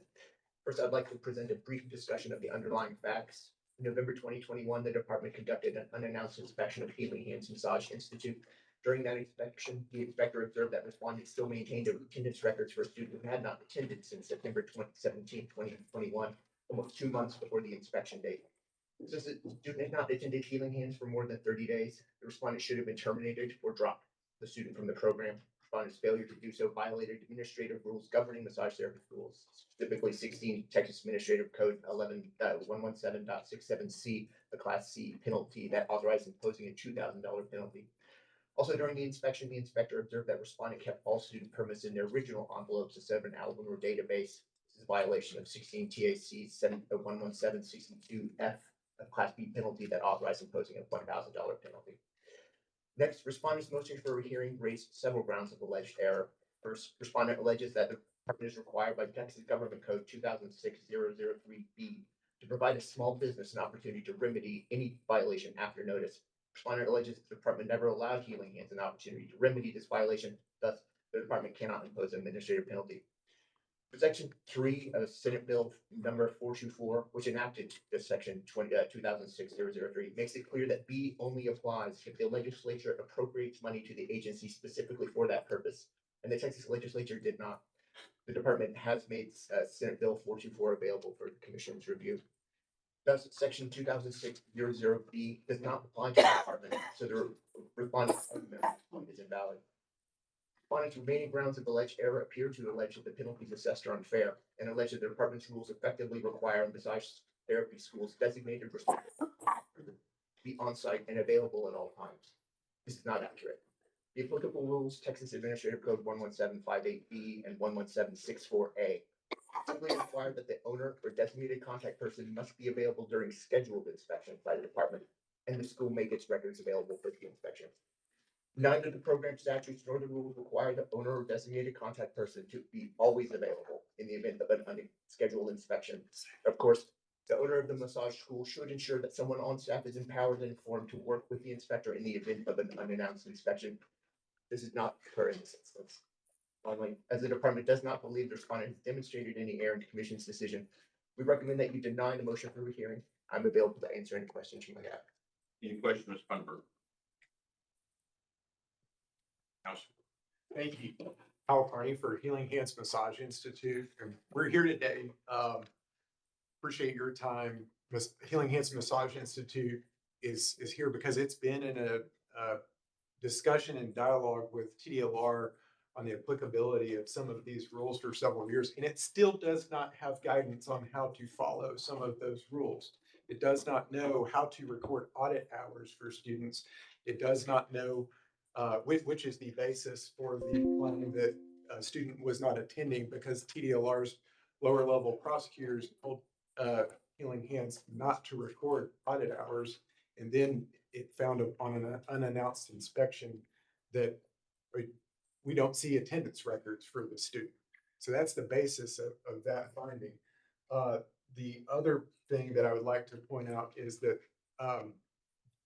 as Mr. Funderburk correctly said, this is based on an unannounced inspection when the designated responsible person for Healing Hands was not present. He made himself available to be present afterwards.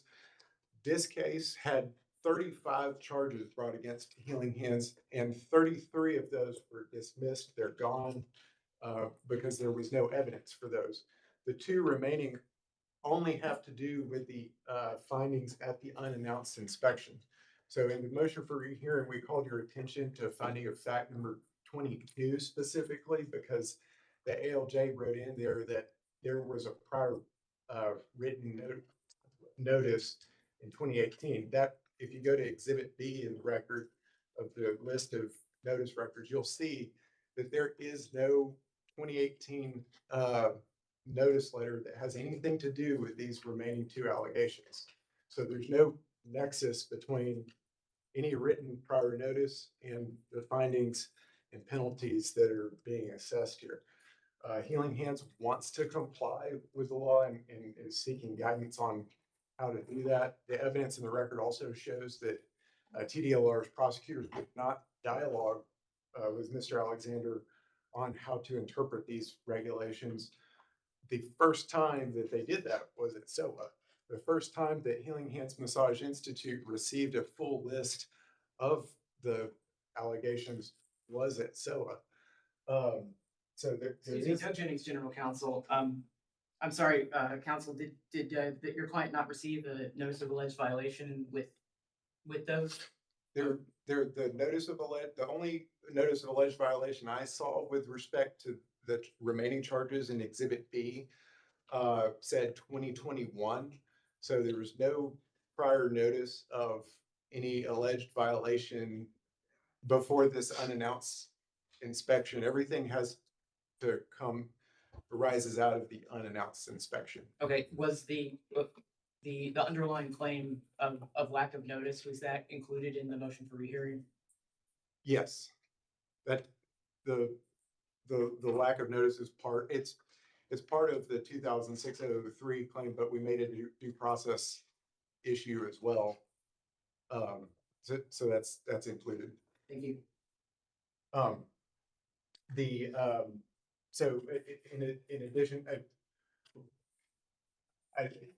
what I just want to, I guess want to speak to that dialogue and try to translate lawyer talk to the commission, just in terms of whether or not Texas Government Code 2006.03 applies. We think it does. Mr. Funderburk has argument that it does not.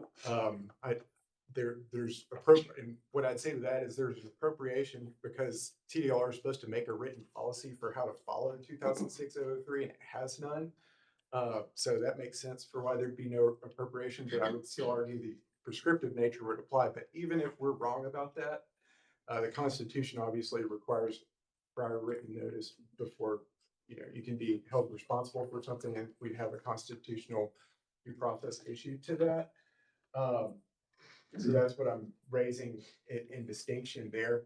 But just on a practical level, I don't want to get you guys too much in the weeds on this because Healing Hands Massage Institute is one of your highest performing massage schools in the state. It outperforms universities. It outperforms all of its peer institutions.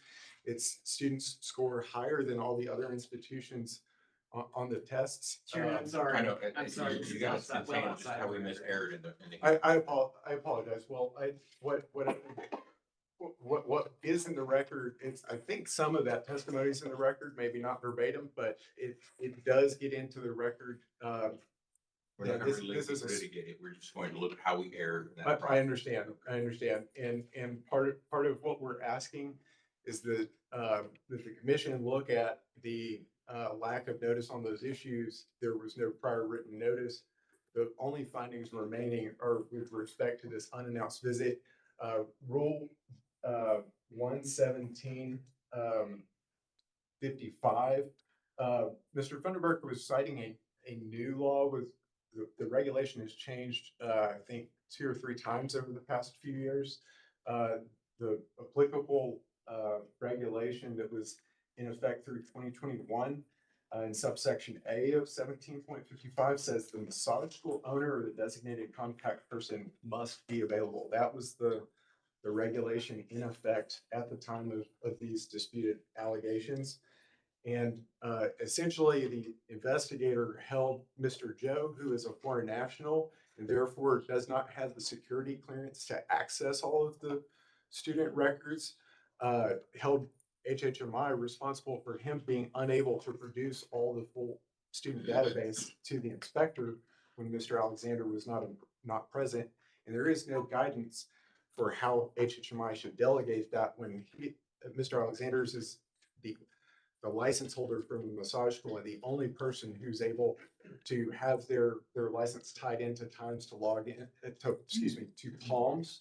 The Palms system that TDLR has only has one person's license tied to it for access.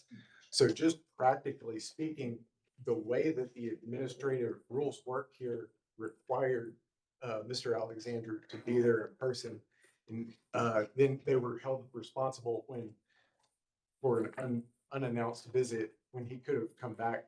And there was no opportunity to correct because they didn't explain how to comply or offer a follow-up inspection. And the violation, you'll notice in the PFD, is all about the findings of the unannounced inspection. There's no follow-up investigation that you're reviewing findings of. So we would ask that the commission reject the finding of the PFD, either totally reject it and deny it, Or a motion for rehearing. That's all we're doing. well, we would ask you to rehear that issue and consider reopening the matter, and then in order to either reject those findings or to delete the administrative penalty, or alternatively remand to enforcement for discussion on these same issues. But we are genuinely here seeking to comply with the law. I'm simple trial lawyer with some education and administrative decision, but we're not here trying to steamroll to judicial review. We'd like to figure out how to comply with TDOR and work things out. Thank you for your comment. Do you have anything? No, maybe you kind of summarize it up. Perfect. Mr. Federer, you want to address any of the issues that was raised? Very briefly, the lack of notice issue, the allegations were provided to the respondent in both the notice of alleged violation that was sent out prior to litigation at SOA, and then as part of the litigation at SOA, the notice of hearing would include obviously all of the violations that were alleged. Otherwise, the judge can't, or the ALJ can't impose penalties based on that. And as the designated person issue, while there's a designated person required by a massage school is required to have a designated person on site during scheduled inspections, the rules are silent on unannounced inspections. So, but otherwise, no, I have no. Okay. Mr. Jennings, do you have anything you need to add? No, that's Okay. Commissioners, questions? And can I clarify one thing? Go ahead.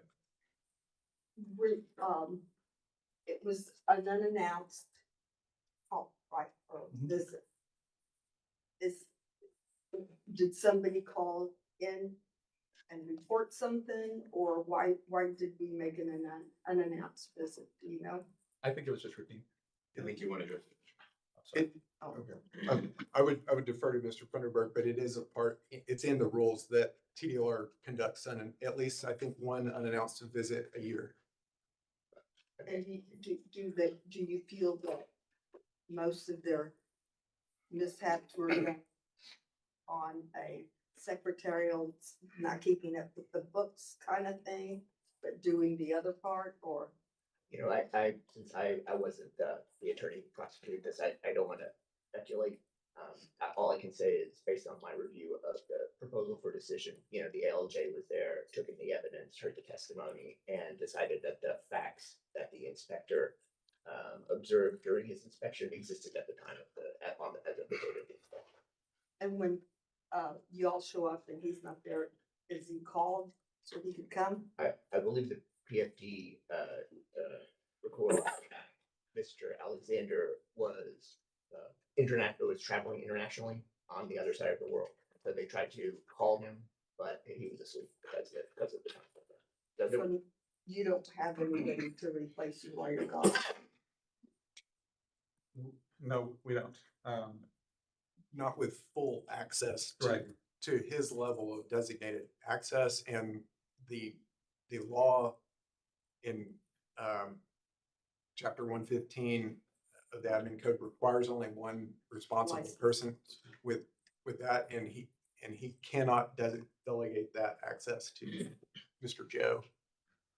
The law used to require that there be a backup person. That was removed, probably because of this whole Palms access thing. But again, I'm not gonna speculate on the law, but like that used to be part of the law that was deliberately removed. Any other questions? Yes, Chair. Mr. Funderbrook, is this pretty normal that we do all these inspections to the schools? yes, yes. And this is only one instance where we are having issues right there with respect to unannounced or something, you know. This is an issue, I think, with the business owner not being there. So that's what I understand. Is that fair? Yeah, you know, I think it's, as I mentioned in our response, I think it's in the interest of the business owner to have a designated responsible person on site at all times, at least during you know, we're not going to show up while the business is closed. But we can show up unannounced anytime, that the department has that regulatory authority. And so I think it's in the business owner's best interest to have someone there to make sure that they can walk us through the records. And if they don't, I mean, they assume a risk. And in this case, that risk turned into liability. So typically we do inspections routinely unannounced all the time, and this is the only instance where we had issues right there. I can't, you know, I can't say only instance. It was One of those. Yeah, One of those. Okay. Thank you. Thank you very much. May I make one practical? Quick. Very quickly, I would just say it makes perfect sense to allow unannounced visits in certain cases. You could find violations. What we're saying here is you've got a law on the books. We're arguing about whether it applied, but that for something that's not health and safety and record keeping type of violation, you're supposed to have written notice before you can be penalized for it. But also, I mean, the people who were in charge of the business left responsible could show lots of things, and that's acknowledged in the PFD, but they're being penalized because he couldn't divulge literally every secure piece of information that's in the business because his security clearance wasn't that high. So it's just a practical issue with Palms access. I wanted to be careful, because we're not here to relitigate. Sorry. On the most we're here, so I just wanted to stay in that lane. Any other questions? Okay, on the idea of motion for rehearing, I will take a motion, or I entertain a motion. So moved to deny. Is there a second? Second. All those in favor say aye. Aye. All those opposed? No. Roll call vote. Yes. Chairman Figueroa, Aye. Vice Chair Butler, No. Dr. Callis, Aye. Commissioner Castaneda, No. Dr. Gary Wesson, Aye. Commissioner Hyde, Aye. Commissioner Druckenmiller. Aye. Motion Motion carries. Okay. Staff will get back with you. Thank you. Thank you for your time. Thank you. Thanks so much. Mr. Gladden.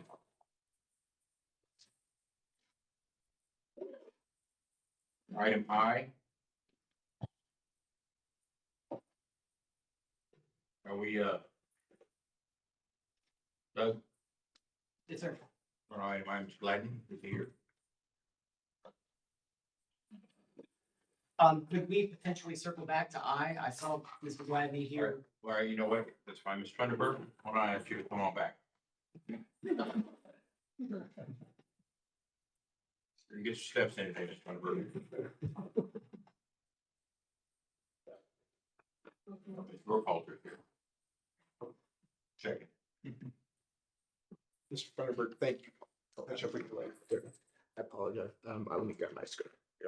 That's okay, take your time. I've got kind of give you that. You can go to, J, commissioners, and then we'll, is Mr. Gladney here or not here, or we just? He is here. I've asked him, Okay. to join us here. Mr. Burkhalter is here for item K, if we'd like to kind of work backwards. That's fine.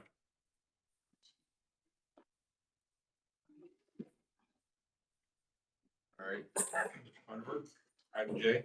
Chairman Commissioner, Christopher Funderburg, Assistant General Counsel. Item J consists of amendments to the rules governing speech language pathology and audiology. These amendments update requirements for all speech language pathology and audiology license types. Yes, I do need to get this. Including changes related to license application eligibility, education and clinical work, internships and supervision, practice and duties, and license terms and rules. The proposed rules are necessary to implement changes recommended by department staff during the required 4-year rule review and changes recommended by the licensing work group, speech language pathology and audiology advisory board, which I'll refer to as the advisory board from here on. Next, I'd like to provide a brief roadmap of the substantial changes proposed by the amendment.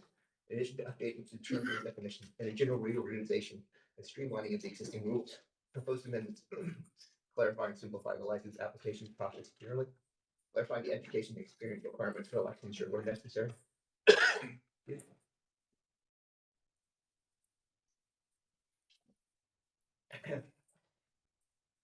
Update and clarify the internship and supervision requirements for all speech language pathology interns. Update and clarify the supervision requirements for all speech language pathology assistants. Repeal the clinical deficiency plan for assistants. Reduce the amount of supervision for audiology assistants from 10 hours a week to 4 hours a week. Establish supervision requirements for interns. Extend audiology intern license from 1 year to 2 years, no increase in fees. The proposed rules plain talk summary was posted on May 27, 2025. They were published in the Texas Register on June 6, 2025, and the public comment period closed on July 7, 2025. The department received comments from 4 interested parties. 2 were in response to the plain talk summary, and 2 were in response to the proposed rules.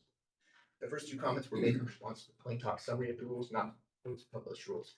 The first comment requested the department not repeal the clinical deficiency plan for speech language pathology assistants. The department declined to take action on this comment, as the option for repeal was presented to the advisory board twice, first at its April 29th, 2025 meeting, and then July 28th, 2025 meeting, where the repeal was approved both times without discussion. Thus, the department did not make any changes to the proposed rules because of this comment. The second comment requested that the department, quote, change supervision requirements without specifying which requirements should be changed or what changes should be made. The department declined to act in response to this comment due to its lack of specificity. Also, the comment was presented for consideration to the advisory board at its second July meeting, where the board declined to act on it. Thus, the department did not make any changes to the proposed rules because of this comment. The third and fourth comment were submitted in response to the proposed rules. The third comment was submitted by the American Speech Language Hearing Association, ASHA, and was in support of the proposed rules with amendments. The comment suggested several modifications of the proposed rules and would modify notification requirements, degree requirements, supervision requirements, and transcript evaluation services, among others. While the department appreciates ASHA's support for the rule amendments, ASHA's suggestions would either require statutory changes to implement or would modify changes already discussed and approved at work group meetings between the department and members of the advisory board. These changes were ultimately approved by the advisory board at its April meeting. Also, ASHA's comment was presented for consideration to the board at its July meeting, where the board declined to act upon it. Thus, the department did not make any changes to the proposed rules because of this comment.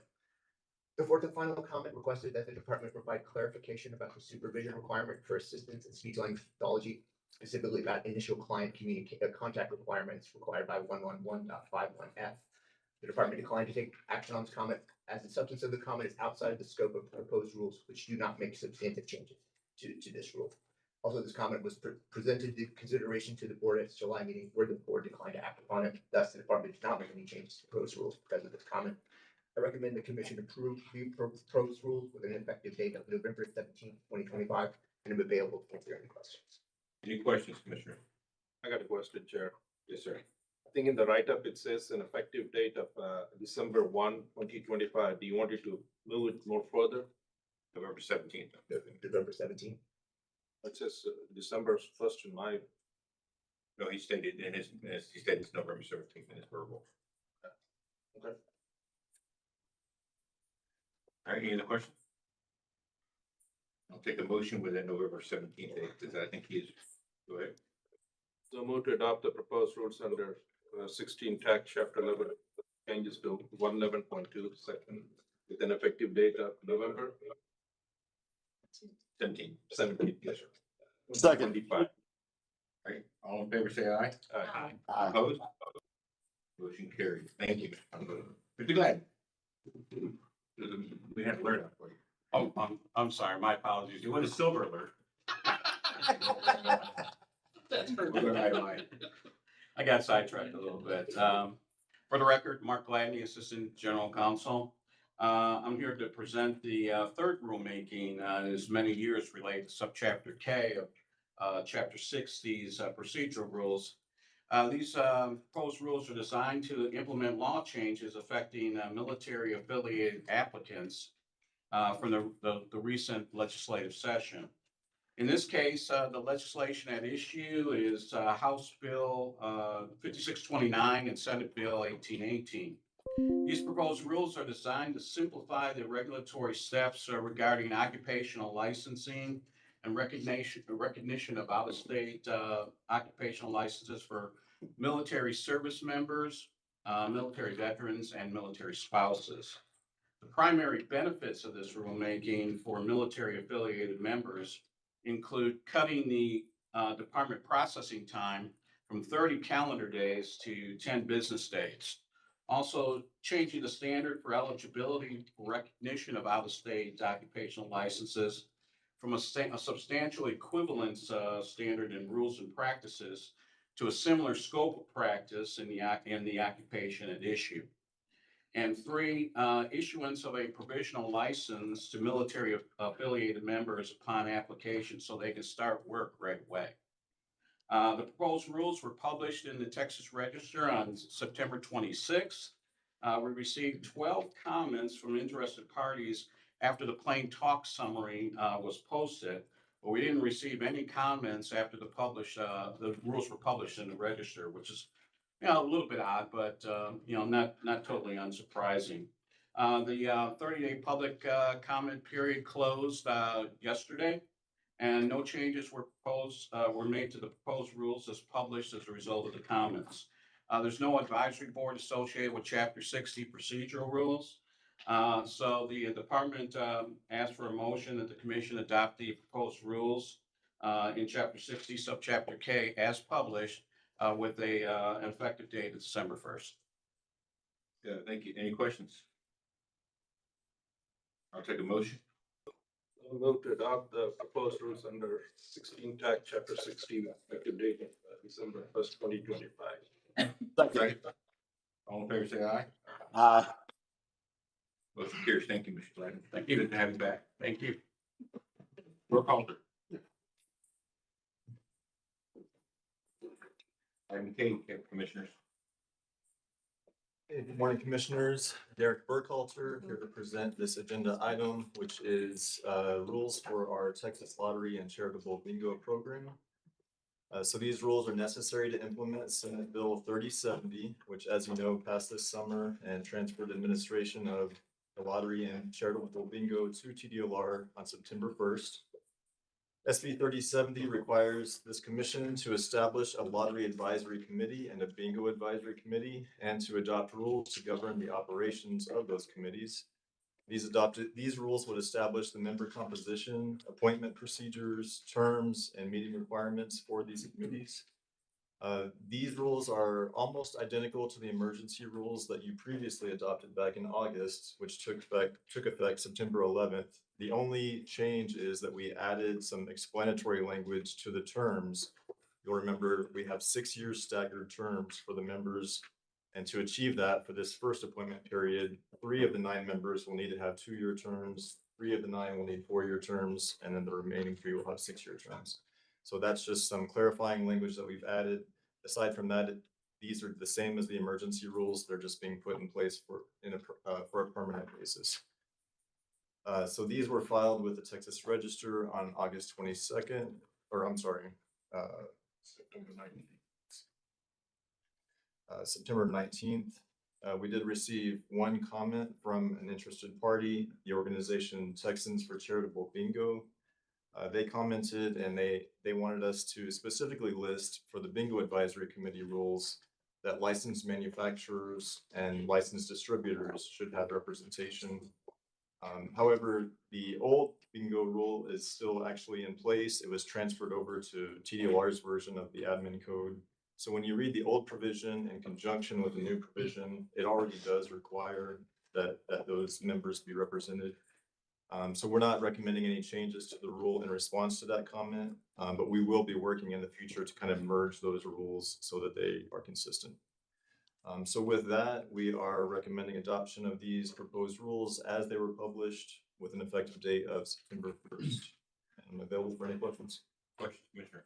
December 1st, right? December 1st, yes. December. Did I say September? Question. I'm sorry. And as you blend these rules, right, as far as the commission, right, we're just going to eliminate consistency, trying to get that down. I want to make sure, I probably will, commissioners probably have some sort of subcommittee on it, bingo lottery. As we saw earlier, there's a lot to digest. So if you're interested in that, let me know. We'll make sure and talk to Derek Burkhalter about what, as we build this new system, we want to make sure we're covering all our bases and doing it better. Okay? Any other questions? Just one for you, charitable bingo, what is the umbrella under charitable bingo? So charitable bingo, basically, we represent our licensees are the manufacturers, the distributors, and the locations where the bingo is conducted, as well as the organizations that conduct the bingo. So the profits they make, they have to go to a charitable organization. So we're allowing, the law allows this legalized charitable bingo for the purpose of funding therapy. And that's the part that we regulate. So a church can fund themselves and it's charity? Yeah, a church can be a charitable organization, sure. Is there paperwork that they need to fill out? Everybody needs to fill out, and are they aware of it? Just curious. Yes, they would have to apply with us to become a charitable organization. Okay. Any other questions? I'll take a motion. Chair, so moved to adopt the proposed rules under 16 Administrative Code, Chapter 140 as published with effective date of December 1, 2025. Sure about that date? Yes, sir. All right, good. Is there a second on that date? Second. All in favor, say aye. Aye. Opposed? Motion carries. Thank you, Mr. Burkhalter. Commissioners, go to item L.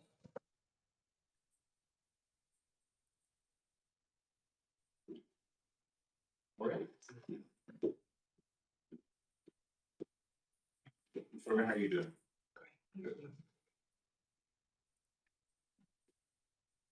Good morning, Chair and Commissioners. I'm Nicole Warrior, Transition Special Counsel. Agenda item L is a request for a 2-year extension of the lottery operator and services contract as required by SB 3070.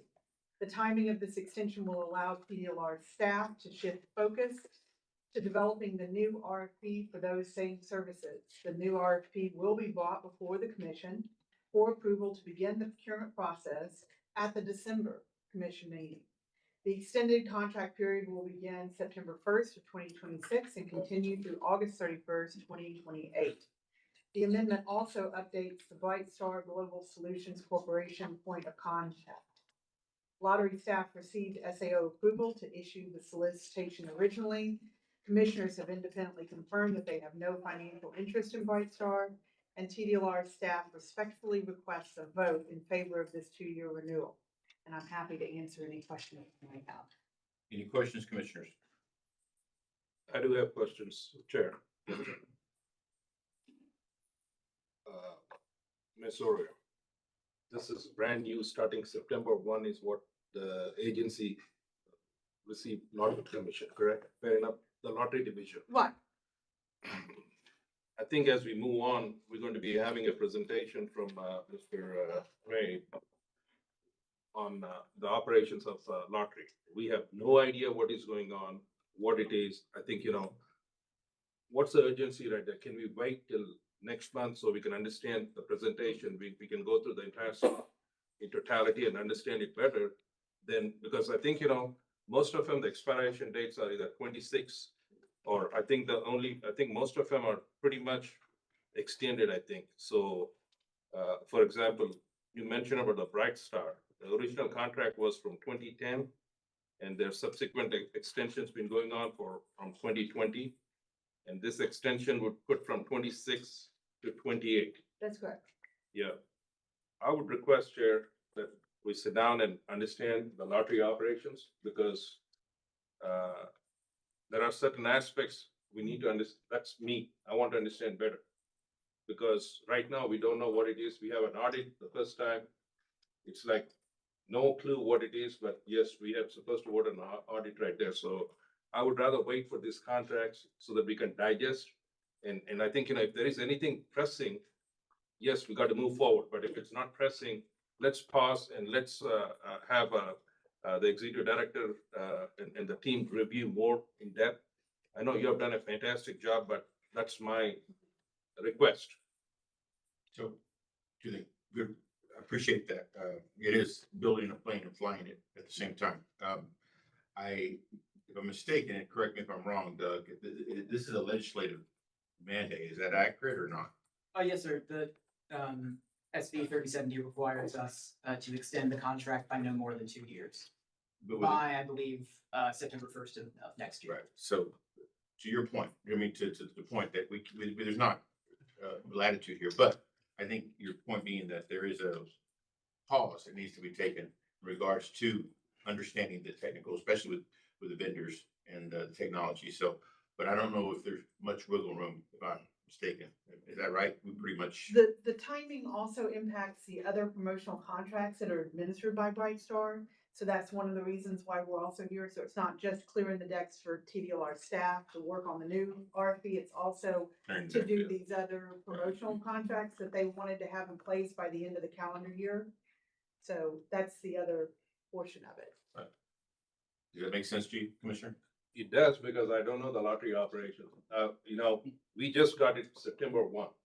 We don't have any briefing of what it is. This is the first time we have a briefing. I'm not saying that the legislative intent is not going to be carried on.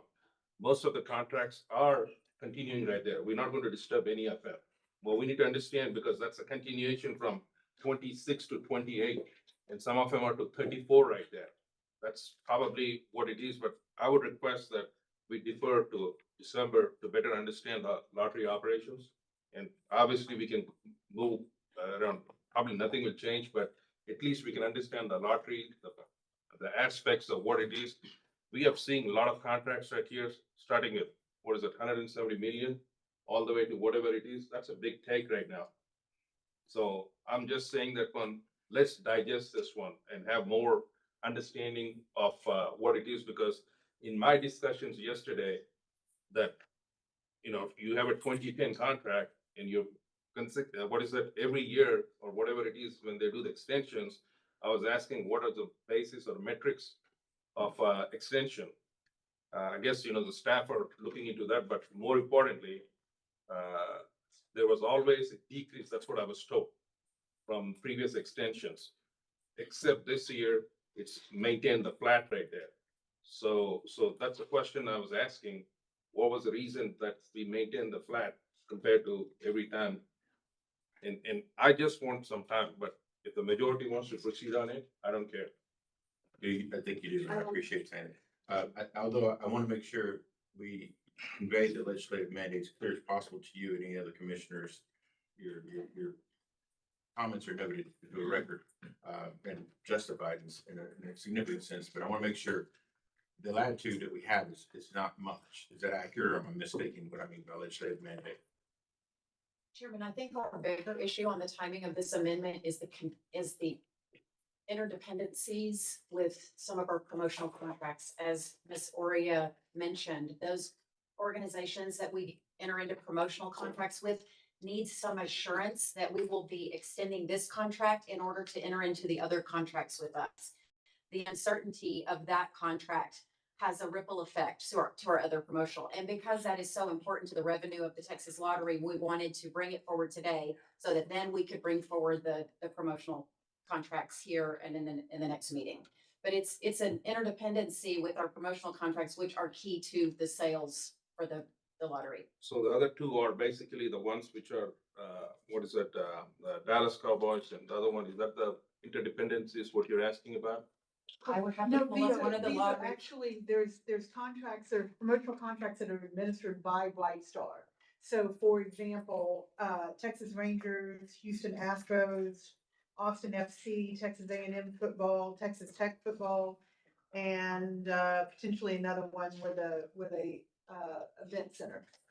So those are the ones that we're talking about, not specifically also the Cowboys one.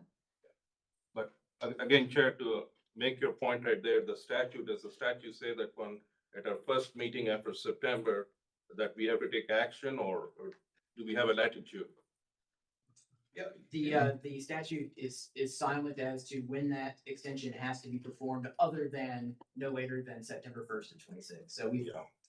So I will I'll answer that very narrow question, which is just looking at the statute, we have until that date to perform the extension, but I'll defer to staff and to our executive director on those interdependencies and how they work.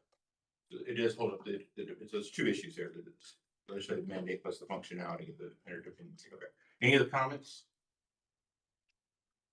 Just one, Mr. Chair. I think, so the staff had to digest the agency long before these things got to us. And I think I don't want to say frustration that we have, I think it's the not knowing, which I'm pretty good at, right? That's a very tough word. There's a lot that I don't know. You could fill a room, I think they have them called libraries, of things I don't know. But I think the frustration that we have, or that lack of knowledge, is what the staff has had to deal with this whole time since digesting the agency. So we're getting a taste of what they've been dealing with since you got the commission. And so that's just beginning to trickle up. And so I think we're sharing in their consternation and their fears, and they're digesting the agency. And so I think we're all going through it together. And so let's give each other a little bit of room, a little bit of grace, to skin our knees a little bit, to fail in the communication aspect a little bit, because that's going to happen. But in acknowledging that that's going to happen, let's see what we can do to remedy that. And so let's share as much information as possible. Let us know what's happening as much as you can, because we're tasked with overseeing everything. And when we have so little information, and it's nobody's fault, it's just the nature of the beast at this point. Let's see what we can do in terms of workshops or communication or dashboards, like the chairman said, to ameliorate those concerns, right? Because we have them. I mean, we feel lost, and we're tasked with overseeing this $8 billion behemoth that everybody says is the boogeyman. Well, let's slay the boogeyman, you know? Okay. Dr. Callis, did you have something? So you hit the button. No, I was just gonna say, I'm ready to call for the vote so we can move on. You make a motion then. I'll make a motion to adopt. Okay, hang on. Second. Okay, motion is there, second. Did you have a quick question? I just didn't understand, letter M, discussing the Cowboys and all that. How does We're that? not on that item. Okay. So this motion is second. All in favor, say aye. Aye. Opposed? Nay. Okay, we'll do a roll call vote. Chairman Figueroa, Aye. Vice Chair Butler, I'd like to know his concerns about that. I think his voice is pretty clear. Okay. There's a motion that's called roll call. Okay. Okay. Dr. Callis, Aye. Commissioner Castaneda, Aye. Dr. Wesson, Aye. Commissioner Hyde. Aye. And Commissioner Drop-Trump. Nay. Motion carries. All right, thank you. Item M. Mr. Stuckley?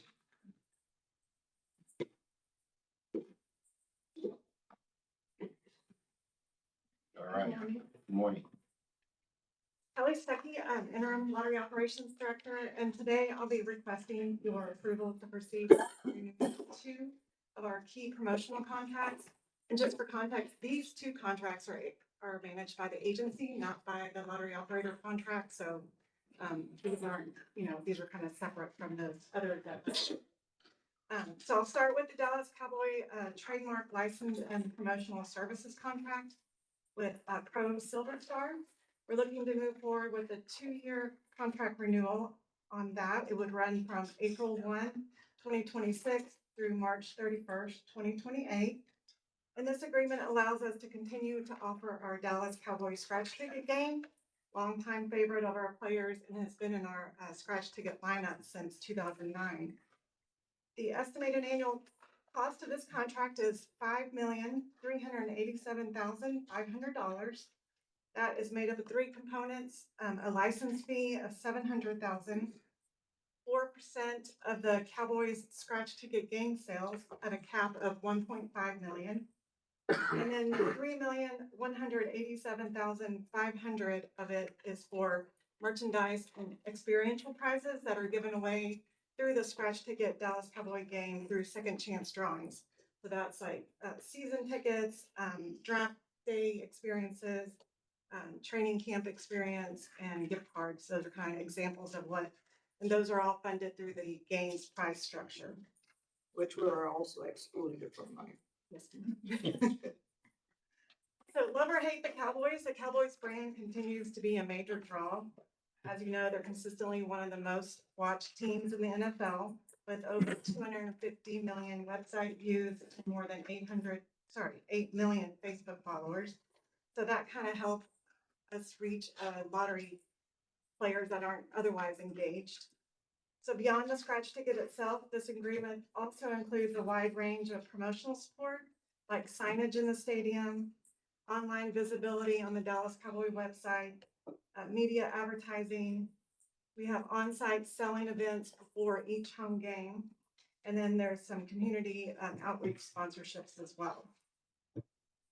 And then the next thing we're talking about is the Frisco management contract at the Star.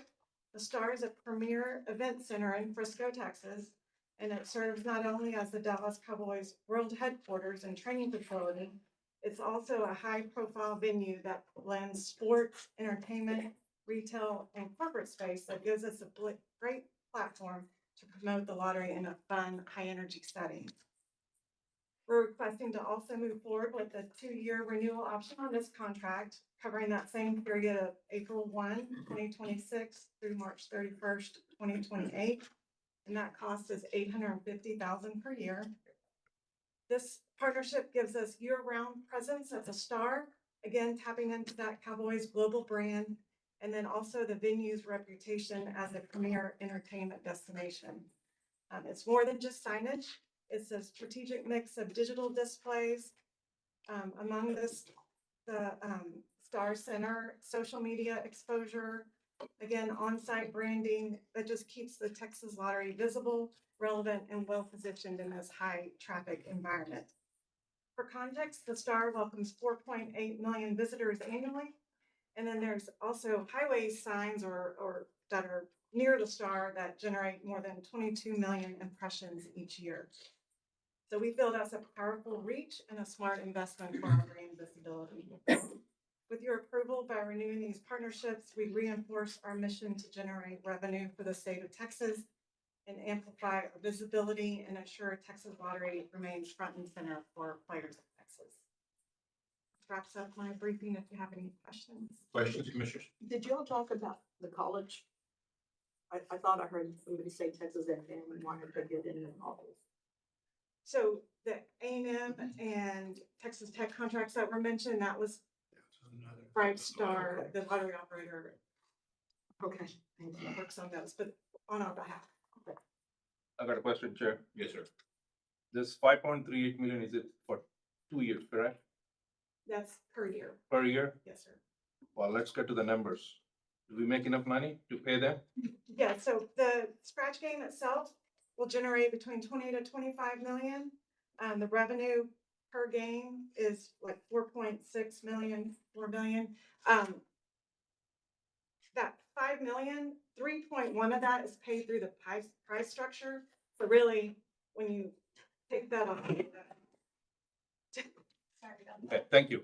You answered my question. Thank you. Any other questions?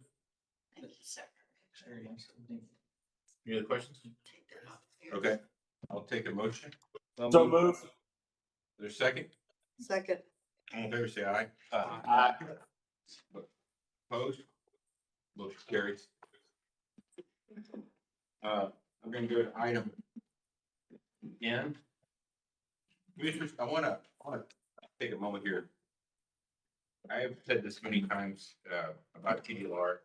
We've always been known as a quiet giant, right? And so nobody notices until something goes wrong, but when nothing goes wrong, we don't get accolades. And so that's been, the gears have shifted. I realize this lottery is a lot. It is a lot. Our role has changed, our branding, which branding was not, is now. So I'm really gonna tell you at the end of this meeting, I'm gonna have specific subcommittee on lottery and bingo. So if you're interested, let me know, but I realize and I hear your words and take them with utmost sincerity that there is a lot coming at us that is new. And we try to be as formed as possible and embracing it, but it is a gear shift that we as an agency are gonna have to take. So take heart, we'll get through it. All right. Ms. Holt. Good afternoon, Commissioners, Chairman Susanna Catrone, Susanna Holt Catrone, Chief of Staff. This is an informational item on your agenda. In your materials, you will find the annual contract status report and supplemental information for all major and prime contracts of the lottery and charitable bingo programs. This report is presented in accordance with 16 Texas Administrative Code, Section 140.105, subpart H, as well as Texas Government Code, Section 2261.254. As for the fiscal year period of September 1, 2024 through August 31st, 2025, for all major and prime contracts regarding vendor compliance with financial provisions and deliverable requirements, any corrective action plans, which there is zero, and liquidated damages or sanctions. Thank you, and if there are any questions regarding the information provided, please let me know. Otherwise, that concludes my review. Any questions? Okay, there's no motion here. Thank you. Trying to apologize. Oh, no worries. Okay. Item O. Jonathan.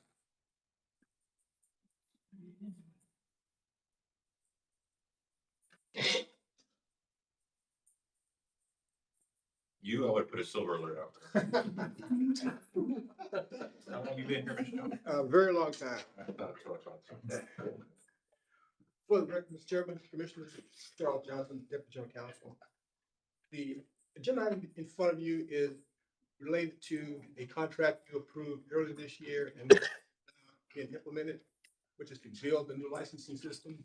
At the time you approved that contract, it was referred to as LSRP. But going forward, you will hear references to TDLR Core, which is now named the new licensing system. We're required to acquire the services of an independent verification validation company service. Purpose of that service is to, in simple terms, act as a referee umpire between TDLR staff and the vendor, ensuring that the vendor is performing according to the contract and that the staff is working with the vendor to facilitate the build of that system. The reports that this vendor will provide will be to the executive team to evaluate and to be ahead of any issues that may arise in the construction of that system. The procurement is still open, and so my comments will be limited in nature, recognizing that we provided each of the commissioners access to the entire procurement file. Excuse me. The comments I want to make to you is that we have followed procedure that's within the solicitation, and we have narrowed the vendors down to one recommendation, which is included in your packet. Until the contract is actually signed, my comments will be limited because there's potential for litigation as a result of the award of the contract.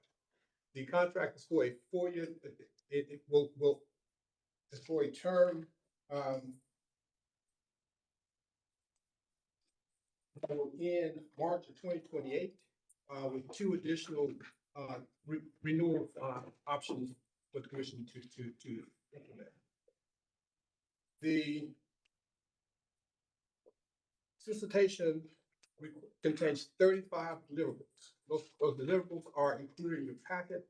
I will not go through each of those 35 unless you have a particular question about each one of them. We're asking that you adopt staff recommendation. I'm sorry, I want to make clear for the record that once the contract has been assigned, the procurement will be closed. And therefore, the documents in the procurement file will be accessible, subject to the government code and the Department of Information Act. Anything that is confidential will remain confidential. The rest of those documents will be available to the public for its consumption for whatever purpose. And so we're asking that you adopt the recommendation that's in the staff memo, which is in your material, and authorize the executive director to enter into a contract with the vendor that the staff has recommended you approve. That recommendation comes as a result of several processes. First, we issued the procurement, and that procurement was evaluated by 3 members of staff: the director of compliance, the director of field inspections, and a member of the IT staff. Those proposals were reviewed, scored according to the procurement document, and as a result of that scoring, there was a provision in the solicitation which gave us the option at our sole discretion to go into a second round of evaluation, wherein we invited the top 2 scorers to come to TDLR, make presentations to the evaluation committee, for them to then rescore the proposals, and as a result of that process, we then entered into the best and final offer phase of the procurement. That procurement, the best and final offer, we have indicated in the memo to you, and we're asking that you adopt the staff recommendation to award the contract to the top performing vendor, and authorize the executive directors to enter into that contract on behalf of the commission. Questions, Commissioner? Next question, this goes by through your innovation. I was gonna say, our notes on the innovation work group I'm sorry. has just been shared, which was great. I'm sorry, I Dr. appreciate Weston. it, gave it in detail, and I don't have anything else to add. We have to do this. We've got the top 2, and we'll get that taken care of. All right. I'll entertain a motion. So move to adopt the recommendations of the evaluation team. Second. Second. All in favor, say aye. Aye. Aye. Motion carried. Good job. May I be excused? Thank you. Yes. Thank you. Mr. Ray. Item P, Commissioner. Is everybody doing okay? All right.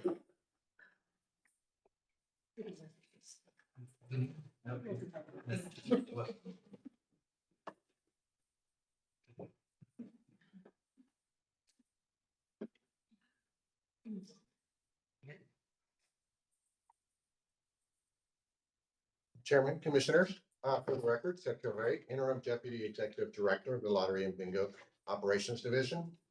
The Charitable Bingo Operations Division presents to you a fiscal year 2026 compliance and financial audit plan. This plan is the division's strategy for its audits and inspections of licensees.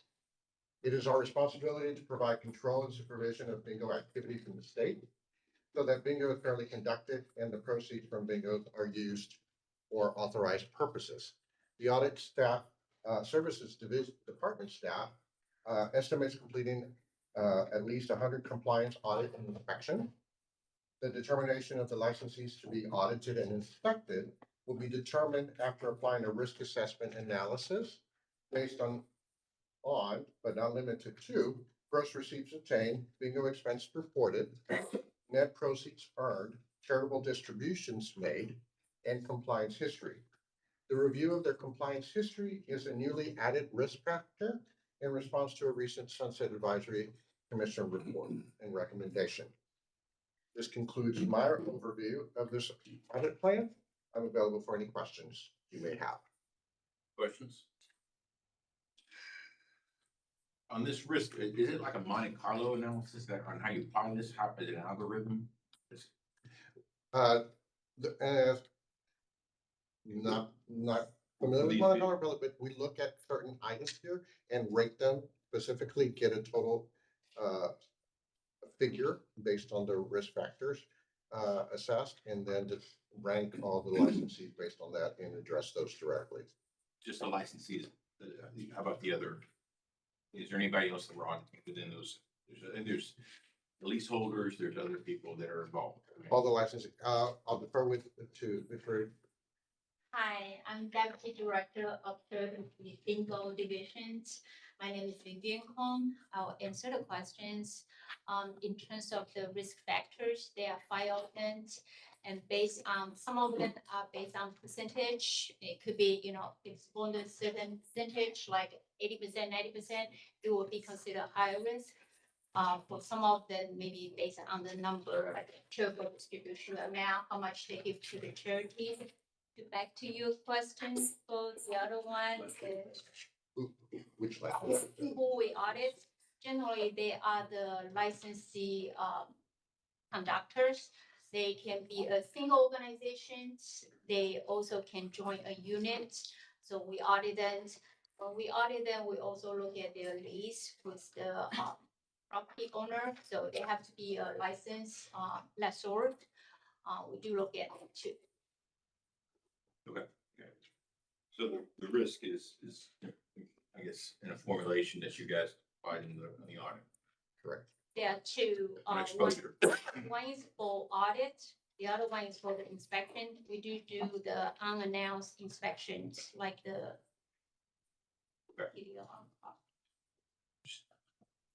Recovering auditor. I want to make sure I understand that. All right, any comments? Any questions? I'll take a motion. So moved. Second. Second. All in favor, say aye. Opposed? Motion carries. Thank you. All right, Mr. Bruno. Item R.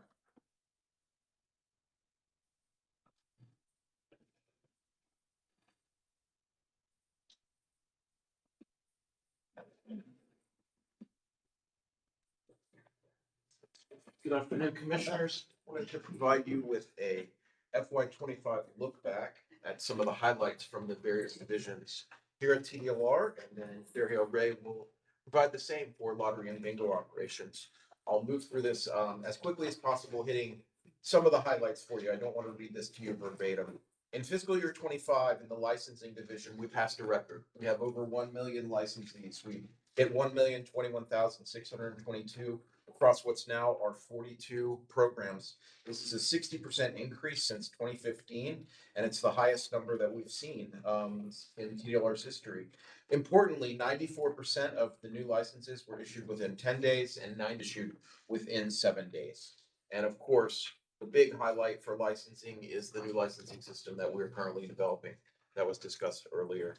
And that's 68 today, 68 FTEs in the licensing department. Customer service, we saw 4,389 contacts in person at the EOT office this past fiscal year 25. The team also responded to 32,734 phone calls and 3,216 emails. The team is also welcoming back Mr. Craig Howard as Director of Customer Service. And I need to share one important story that goes beyond the numbers. Several months ago, we had a customer service representative assisting a customer on the phone, and they recognized that the customer began experiencing episodics of PTSD. The customer was having an issue while on the call, and our staff stayed on the phone, ensured that help was delivered, and made sure that that customer was okay. It's just one example of how we go above and beyond when needed every day, and we're very proud of our staff. I want to thank them for that. I love to recognize that when you get a chance. Yes, sir. And that's 50 folks today in customer service. The Education and Examination Division, consisting of 18 people as of today,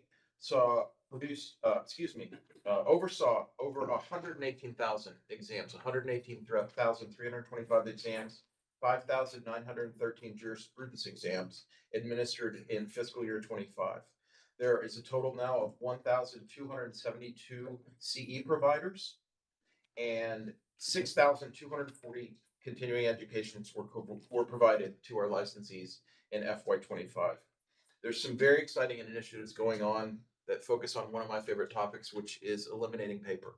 The team has worked with the licensing division, and they are issuing the parent-taught driver ed guides now entirely online. In addition, the division collected a record $660,585 in continuing education fees and completed 1,856 audits. One thing that's two very exciting milestones. House Bill 1560 from the 87th legislature, our sunset bill is now fully implemented with the imposition of continuing education for barbers. And the team continues to hold what we call live sessions, where we assist schools directly with any issues that they may have. And that's a great success and something that we've heard is appreciated by our licensees. And again, 18 folks in E&E, education examination, Our field inspections division, consisting of 58 FTEs in fiscal year 25, 27,515 inspections conducted, 4,130 observed violations were corrected on site, which shows the team's willingness and importance to prioritize compliance over the sanctions. We found 2,138 violations, which were referred to enforcement. Human trafficking indicators were observed in 349 inspections, and they work with their new anti-trafficking team to address those. Just to show the breadth and depth, 543,000 miles of driving was covered in FY25, and the team oversaw 154 combative sports events. The 65 members of compliance completed 7,234 inspections and 2,941 planned reviews in FY25. 95% of inspectors were trained on elevator and escalator incidents and safety. And our boilers, it's a issue with staffing. Boilers has been seen some high levels of overdue inspections. That level is now down by over half, with just 383 overdue inspections as of earlier this month. There are 3 new staff in the cold remediation program who conducted 449 inspections in FY25. That's compared with less than 20 inspections in FY24. And the electricians program, they are currently in the process of reaching out to every state and working on reciprocity agreements to ensure that we have as much flow in that program as possible for getting inspection in the electricians here, and also having our electricians able to work elsewhere. The team in enforcement, 120 FTEs. In FY25, 118,351 applicants with criminal histories were reviewed. That resulted in 206 cases being opened. They reviewed and received 12,216 consumer complaints, and 4,056 of those were open for further investigation. Really exciting result. Over $808,739 was returned to consumers in the form of restitution. They completed 7,346 investigations based on criminal history evaluations and prosecutors issued 1,613 orders, revoked 171 licenses, and assessed 4.7 million in penalties. The anti-trafficking team, it's a new team. It's under the direction of Chief of Staff Zuna Cutrone, but for efficiency, I was asked and am very pleased to report on their activities to date. The division was only formed in March of 2025. It's got 12 folks who issued 26 emergency orders impacting 26 locations. There were 25 notices of alleged violation and 32 sexually oriented business notices of alleged violation issued. We've flagged 89 applications for indicators of human trafficking, and 37 of those were proposed denials. The staff has delivered training to more than 520 law enforcement, healthcare, and social services professionals, and coordinated with 14 non-governmental agencies to assist at 25 locations with outreach to 27 potential victims. That concludes the report on licensing and regulatory services. And now Mr. Ray will provide the report on lottery and charitable bingo. Thank you, Steve. Again, Secretary Ray, interim Deputy Executive Director for the Lottery and Charitable Bingo Division. This will be a high-level summary of fiscal year 2025 lottery sales and revenue transfers, as well as lottery and charitable bingo accomplishments. In this fiscal year 2025, the Texas Lottery operations completed another successful year in ranking as our fifth best year in its 33-year history. The Texas Lottery generated $7.91 billion in sales in fiscal year 25, providing $1.8 billion to the state of Texas. That total includes $1.77 billion for the Foundation School Fund, which supports public education, and a record $31.1 million for the Fund for Veterans Assistance. Performance came amid steady demand for popular games and significant operational challenges. Thanks to the hard work and dedication of our entire Texas Lottery team, our vendor partners and retailers, our cumulative revenue transfers to these important beneficiaries is now $41.6 billion, and also the fifth highest year for transfers in the Texas Lottery history. Of the total sales, there were more than $5.38 billion in prizes won by players. That's a percentage of 68.8%. Our retailers were paid more than $426.6 million in commission payments. This amount also includes amounts received from our retailer incentive programs. It is important to note that we concluded the fiscal year with an administrative expenditure rate of 3.65%. This is well below our statutorily permitted 7% and reflects how our focus is on winners, retailers, and especially our beneficiaries, and we continue to be good stewards of our funding and of our mission. The next slide is a comparison on how we fared against fiscal year 2024.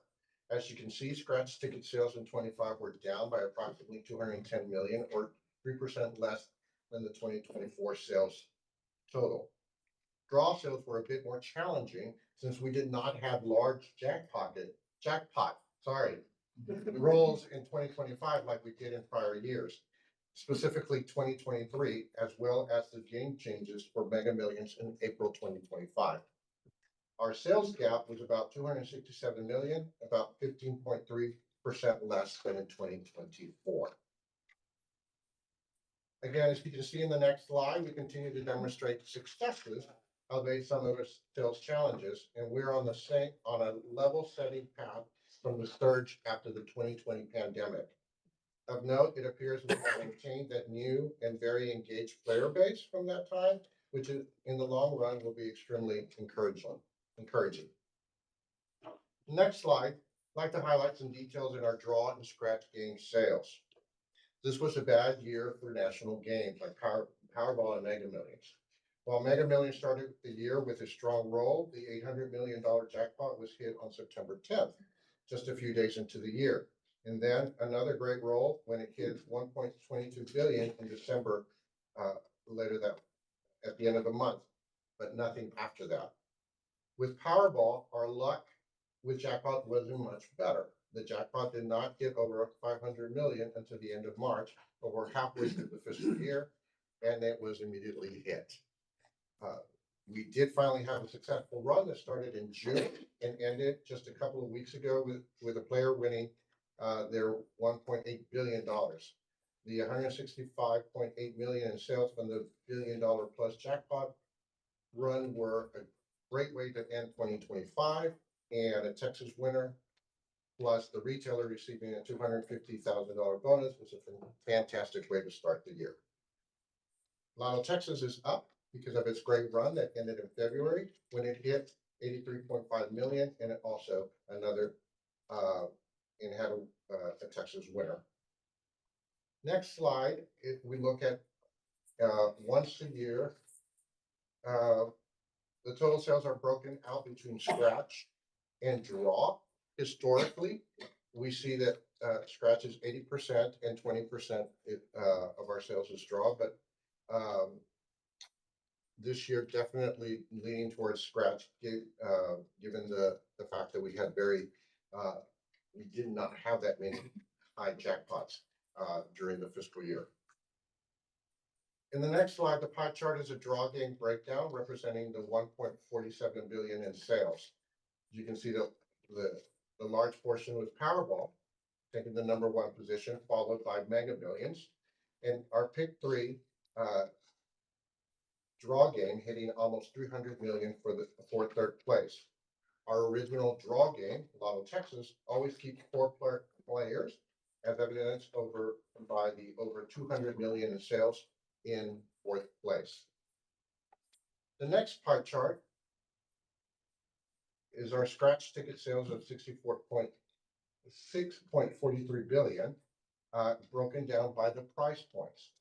Last year, the $20 price point took the #1 spot, followed by the $10 price point, and then subsequently the $5 price point.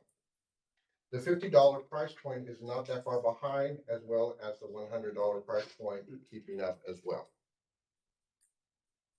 In the next slide, you see our showing the price points of scratch with a year-over-year comparison. The bluish being 2024, the reddish bars being 2025. The big takeaway here is that players continue to gravitate to our higher price points, and that is driving our sales, a trend that continues to grow across the industry. And our next slide is our top 15 scratch tickets for 2025. The Lotteria themed tickets continue to dominate with $1.7 billion in sales in fiscal 2025, or 30% of the total scratch sales. In addition to our sales and transfers, on our enforcement side of our operations, we completed over 1,600 investigations related to both lottery and bingo. As you can see these are our, on the next slide, our 3 top investigations. In fiscal year 2025, the Enforcement Division adopted 2 new processes: an automatic detailed review of high-tier prize winning claims. Those are the winnings of $5 million or more, of which 3 were completed during the year, and a collaboration with the Texas Alcoholic Beverage Commission with potential sales to minors, which resulted in 125 investigations or observations. On our next slide, as you're well aware, we do background checks, which are statutorily required, and this provides a breakdown of the background checks completed in fiscal year 2025. On our final slide, I'll highlight activities of the charitable bingo operations. Because of the calendar year quarterly reporting process, this following data is data as of calendar year 2024. The gross receipts reported total over 915 million, with over 750 million in bingo prizes awarded. From here, charitable organizations have benefited with $30.5 billion. State and local million, yes, sir. The state and local governments have also collected. Yes, sir. The state and local governments have also collected bingo prize fees collections in the amount of 15.8 million to the state's general revenue fund, and an estimated $12.9 million to local governments. On the final slide, the charitable bingo operations issued 1,293 licenses in calendar year 2024 and registered 8,546 bingo workers, collectively providing bingo events or occasions with an estimated 10 million persons in attendance overall. This concludes my highlights of the lottery and bingo operations. Then we'll for any questions. Any questions, commissioners? I just would like to see on that charitable bingo, I want to see comparability analysis on prior years on how those numbers have changed, if you don't mind, next time. Yes, sir. All right. Bruno? Yes, sir. Get the next section. Yes, sir. Thank you, Mr. Chairman and Commissioners. Many of you have asked over the past several mission meetings and other discussions about our career and technical education efforts. As you know, we license and regulate many professions, and some of them are taught in our high schools and in our community colleges. One important distinction, I'm going to highlight I'm going to highlight two programs, barbering and cosmetology, and air conditioning and refrigeration. And just keep in mind some of the subtle differences in those statutes. Barbering and cosmetology, we license the schools, we license the students. You must begin with a school program before you can go and work. In air conditioning and refrigeration, while those are taught in high schools and in community colleges, those schools are not licensed by us. And it's almost an opposite effect the way the statute works. You obtain an entry-level license, and then you can begin work and earn hours to move up the ranks. So as you can see from the handouts, we've got schools, every high school region across the state, and many, many community colleges offer barbering and cosmetology to their students. We've got some information from the TEA. Thank you to the staff for putting this together. And we've got some of the highlights of concentrators who are students who complete 2 or more career and technical education courses. Show me what you're looking at. The handout's that's in your materials. Page 1240. Thank you. Thank you. And then we have information on the completers who are students who complete and pass 3 or more of those programs. We have 7,505 cosmetology concentrators and 5,078 barbering concentrators in Texas high schools. On the back, you've got the list of community colleges across the state that offer our programs. And then finally at the bottom, and I hope that you all will take these, of course, a resource. We want you all to use these in your communities. If you come across a high school or community college that's not here, that's listed, or that is interested in these programs, please refer them to me so that we can help them out. We've got some great statistics on earning potentials and careers in both barbering, cosmetology, and now I'll highlight quickly the electrician and air conditioning programs. We have 360 school districts offering electrician and 350 different ones offering HVAC. That's 3,489 concentrators in electrical and 2,858 in HVAC. Again, on the back, we've got the list of community colleges listing those and offering those programs, and similarly the income potential that shows not just what you can earn at the beginning of your career, but throughout your career. One thing that we love to talk about here is that in Texas, as in other states, but we want to highlight our state, hair is not going to stop growing. Nails are going to keep getting done. We need electricity. We need heat in the winter, and we need air conditioning in the summer. The electrical vehicle charging station, just another example of one of our interactions with that. So again, this information is for you all to share in your communities and let me serve as a resource for assistance. And I'm happy to answer any questions. Are the resources coming from the state? Or because the initiative is for the governor to try to get vocational back? Yes, ma'am. Who's endorsing or not endorsing, but finance? As far as financing, it would be either local school districts or community colleges. Our role at TDLR is to help folks not only about these professions, but to be there to serve as a resource for what folks need to do to get a license and to help them through that process. Awesome.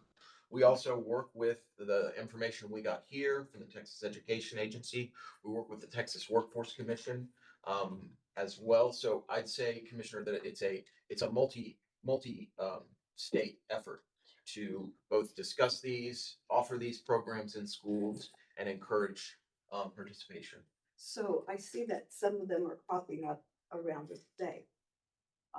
Is that part of the finances that the state is giving the school, or is it designated for vocational?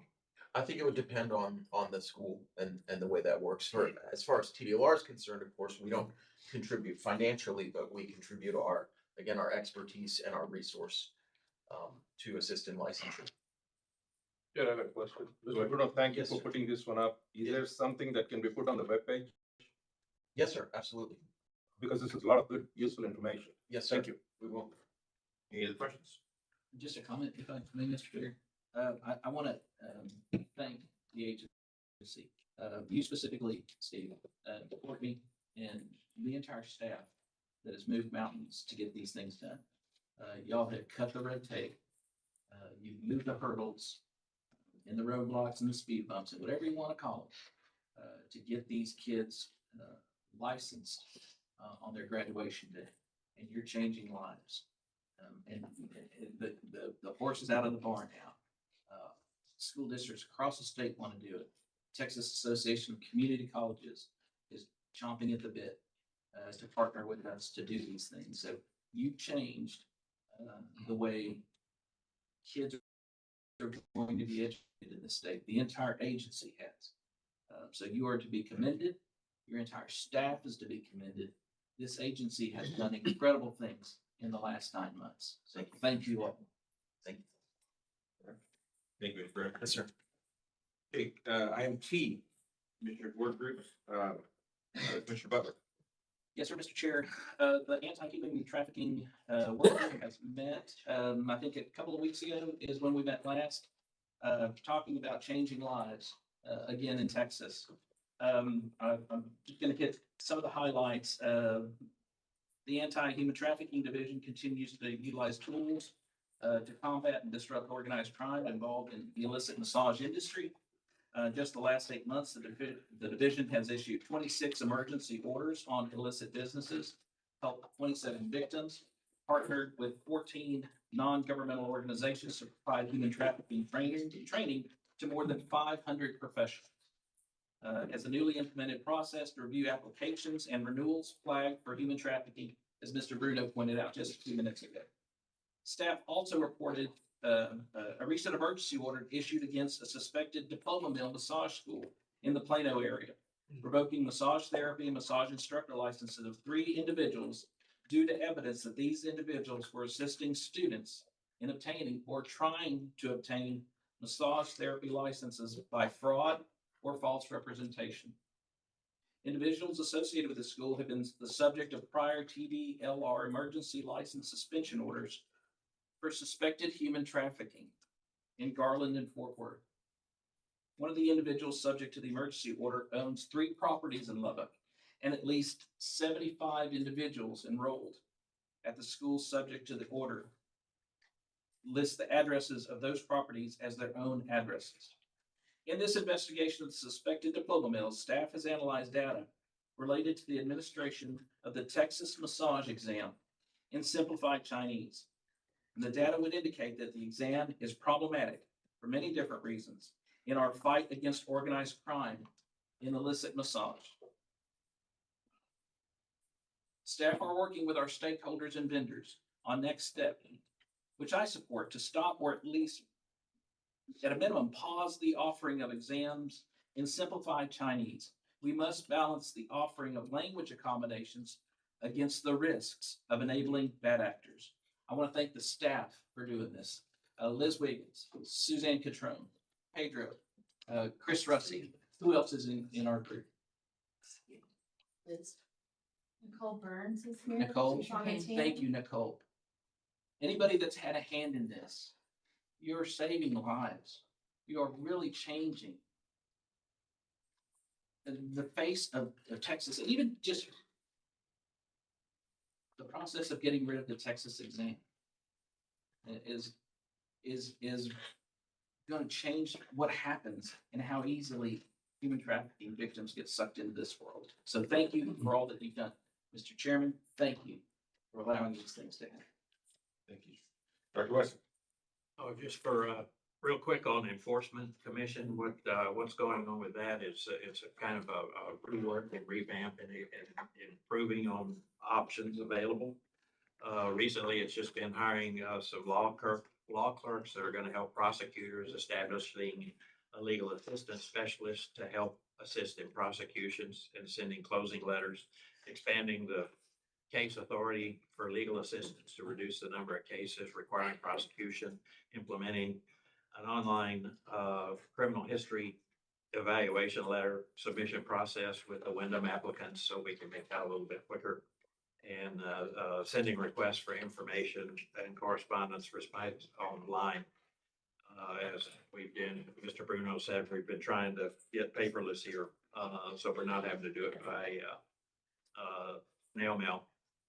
In the future, the work group plans to explore the following possible improvements: identifying types of cases that investigators can close without attorney review, and expanding additional paperless process. So thank everybody for the great job. We're meeting about every 2 weeks, and it's really progressing well. And I want to thank Commissioner Butler and Dr. Ram for being on that too. All right, human resource, our rarest and most valuable commodity. The work group met on October 14th, 2025 to discuss upcoming executive director review, proposed changes to personnel policy commissioners, and handling of job postings and vacancies. Each commissioner will receive a document to use for reviewing the executive director and should be completed by summer 2026. PDLR personnel manual will soon be updated to set forth high-level policies and link of operational procedures. The hiring process will soon be streamlined to improve efficiencies, inaccuracies, and reduce the number of forms and steps, and increase accountability, which is big up for us that we need to work on. And then PDLR is currently has about 900 full-time employees, 70 of which are vacant. The plan is to fill critical roles first and then process positions on first come, first served basis. Really realizing that HR is swallowing from a fire hose is to say the least understatement, but thank you guys for doing that. And I know HR is gonna fulfill its task to get the people in the right place, especially with the new addition. Dr. Wesson, innovation. I know Charles gave a couple of few things I want to, we've got the core, changed it to core, and we're also building the wave one functionality, which we're trying it out on the weather modification program first. And then the next steps are going to be the complete the wave one build, test, and then move to production on wave two functionality. And we just voted on the agenda item O here today for the independent verification and validation for the service contract. Good. Dr. Callis, midwife. Yeah, this is something that's near and dear to my heart, being a board certified physician here in the great state of Texas. And the utilization of midwifery is very important to maintain the survivability for all of our Texans, not only for the mothers, but also for the babies. Following our last work group meeting, we met internally, and we'll be planning to have future work group meetings to give commissioners insight on the prosecutors' handling on a lot of these midwifery cases that we're looking into. While we're going to adhere to all the legally required confidentiality measures, these meetings will inform the work group commissioners, including short courses on how not only do we approach these cases, how we analyze and how we address these cases. What we're trying to do is to make sure that we get everyone in line with the ultimate goal is to protect every human being that is unborn to allow them to have future in the great state of Texas. I want to thank Commissioner Butler, Commissioner Hyde, not only with their leadership, but also with Courtney Arbor that is 100% behind this work group, and thank y'all very much. Thank you, Derek. I think for the work you're doing on that. I know that's an emotional call. Commissioners, there will be another work group with lottery. I love the fact that we're doing this. You're getting your hands dirty. Appreciate the effort, and it doesn't go unnoticed. We'll add one, and if you're interested in that lottery bingo work group, let me know. Mr. Trump, ready? Item number U.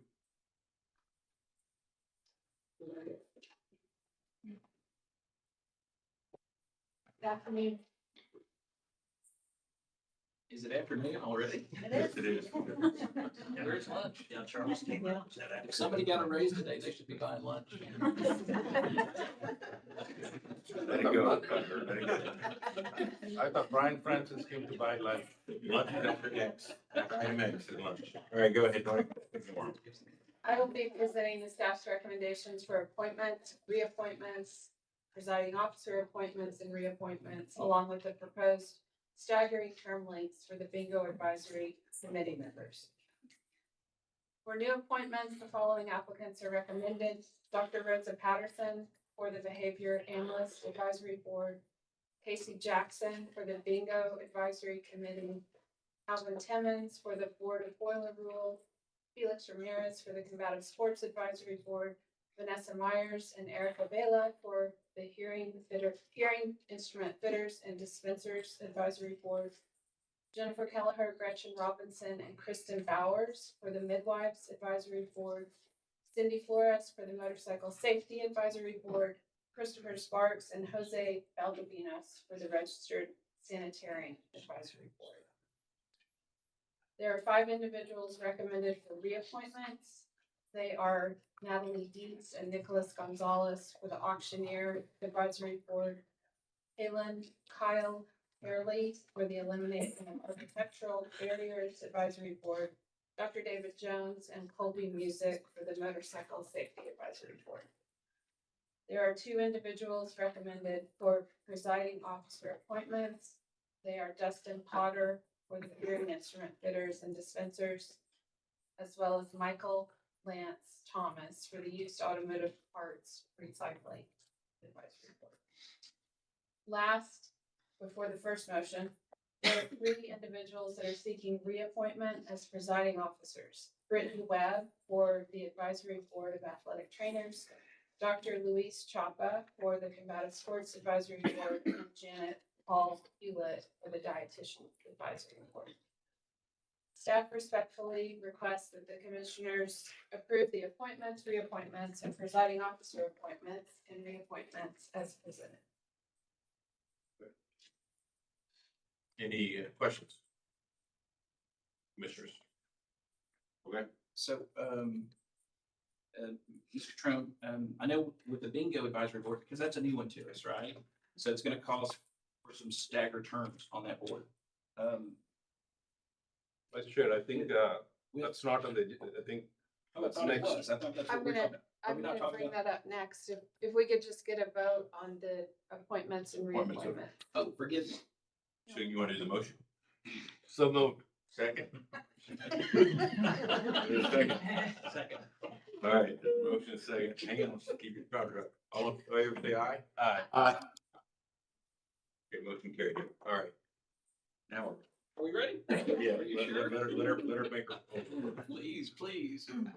As requested during the September 4th commission meeting, staff have prepared recommendations for staggered terms for the now 9 bingo advisory committee members. Okay. The members recommended for 2-year terms, which will expire on September 1st, 2027, are Jason Pohl, presiding officer William Trace Smith III, and Melody Green.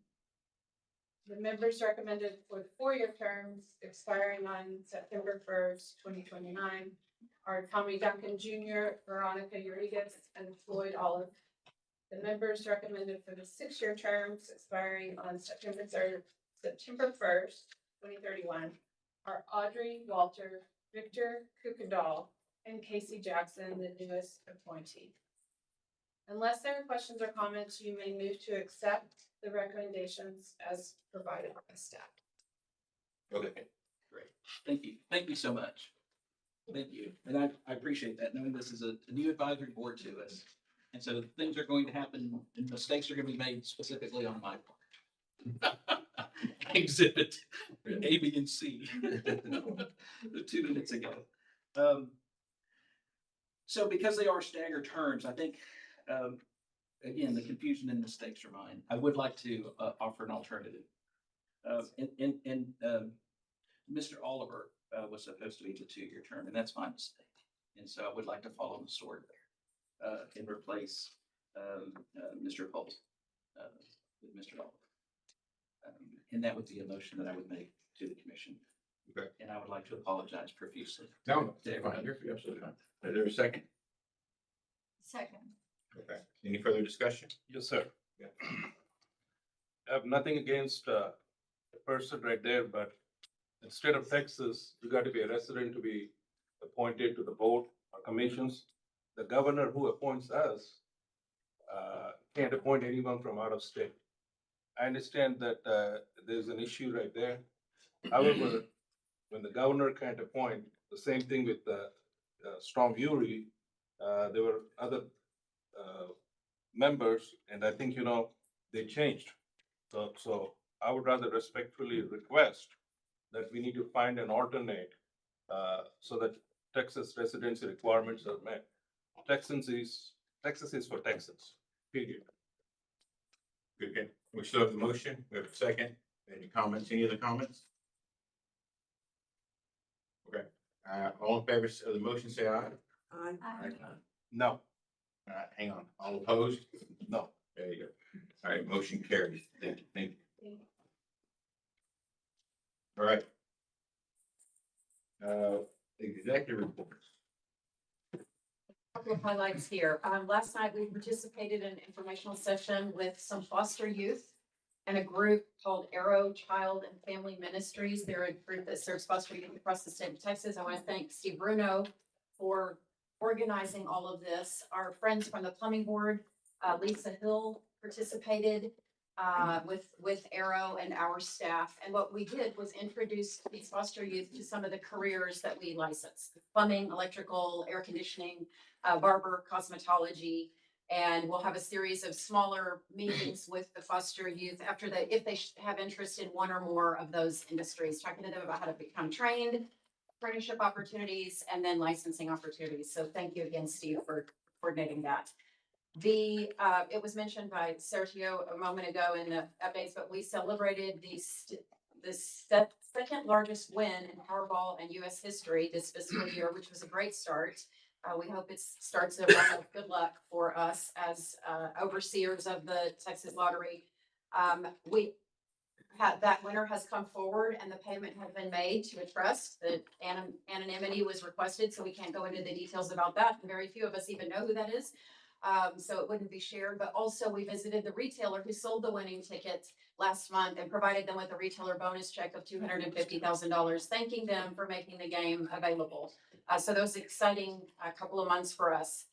Glenn is going to step up and provide an update on the transition. And as he makes his way up, I just wanted to thank Vice Chair Butler for the comment. You used the term skin knees a moment ago.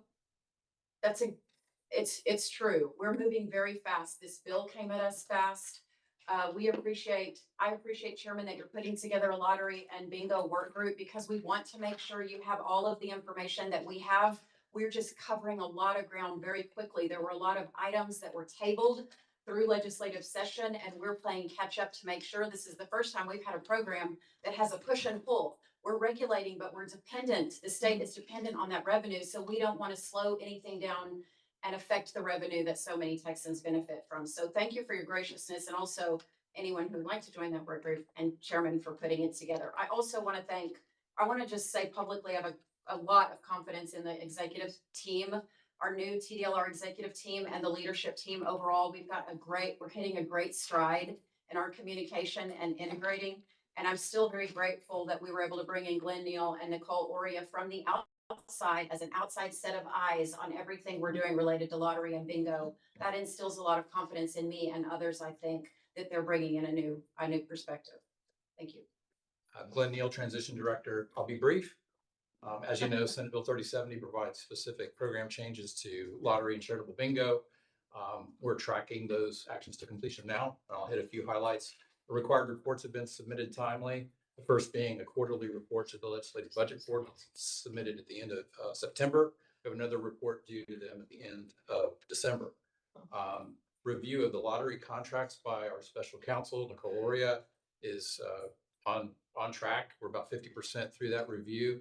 We intend, the Legislation requires it be done by December 1, so we'll be coming back to you December 16th with a report on that contracts review.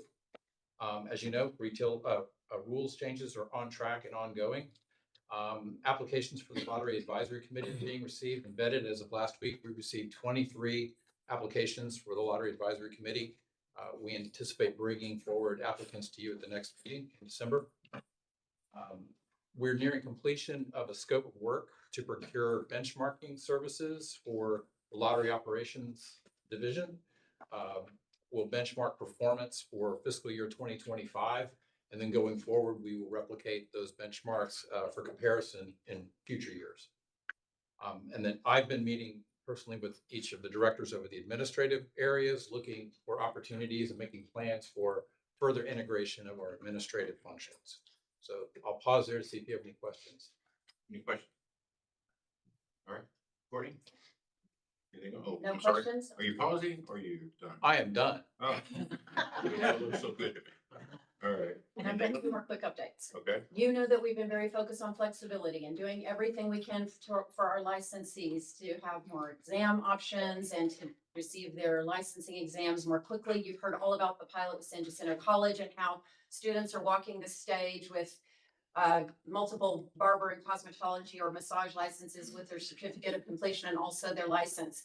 Will that work? And we're actively now communicating with some other schools who are interested in doing the same. And we've promised them we'll get to them as soon as this pilot wraps up.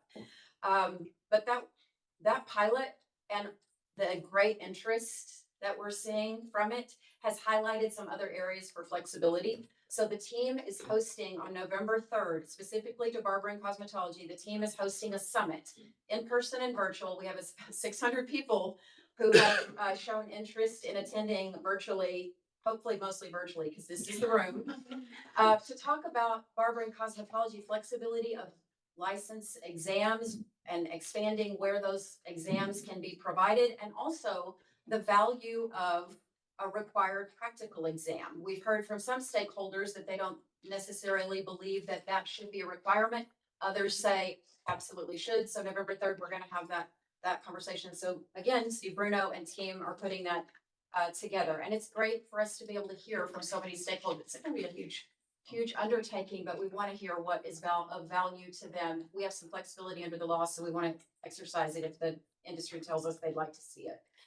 Last, we cannot have a meeting without talking about our licensing system replacement, our system modernization of our licensing system. It's the biggest procurement and implementation that this agency has seen or will see in a very long time.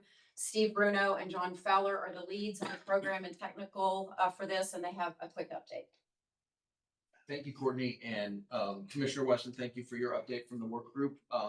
As you noted, things are continuing to move well. We're right now, not only as part of wave 1 that you discussed with the weather modification program, but part of that involves what we call common functionality. No matter what program it is, we need name, address, phone number, contact, etc. So all of those functions are being woven in, and as we continue with the waves, we expect the program implementation to come easier with each step. But the team and the staff are working together on this incredibly large project, which, as you noted, is called TDLR Core. It will be the core of what we do and of our system. So we're very excited about it. Courtney? Anything else, John? No. That's it. Thank you. All right. I think that's, I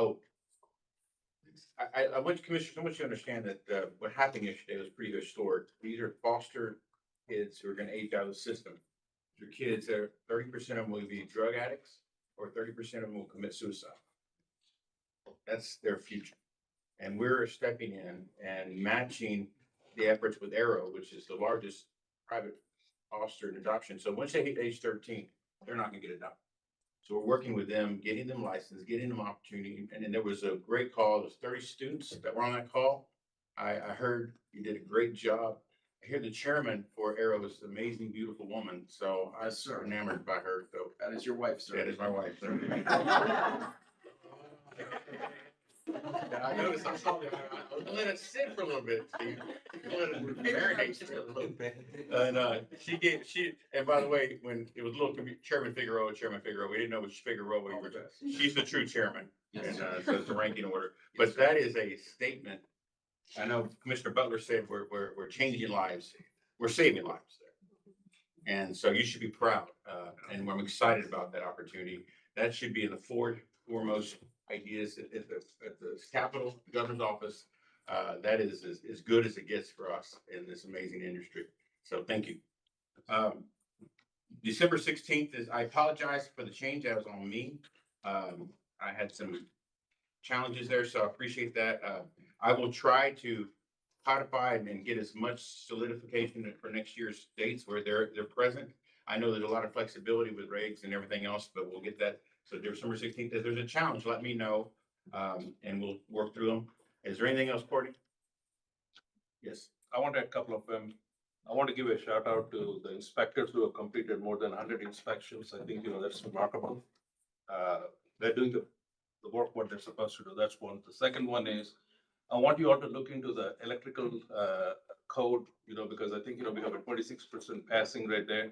So the testing right there with the codes right there, I want you all to look and come back, hopefully, December. Okay, thank you. Yes, thank you. Anything else? We're good? All right. So move. Take a motion. So move. Second. All in favor, say aye. Aye. Carry.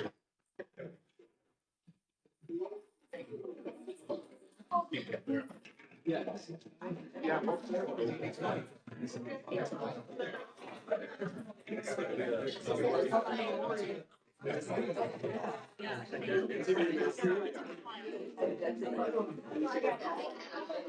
Yeah.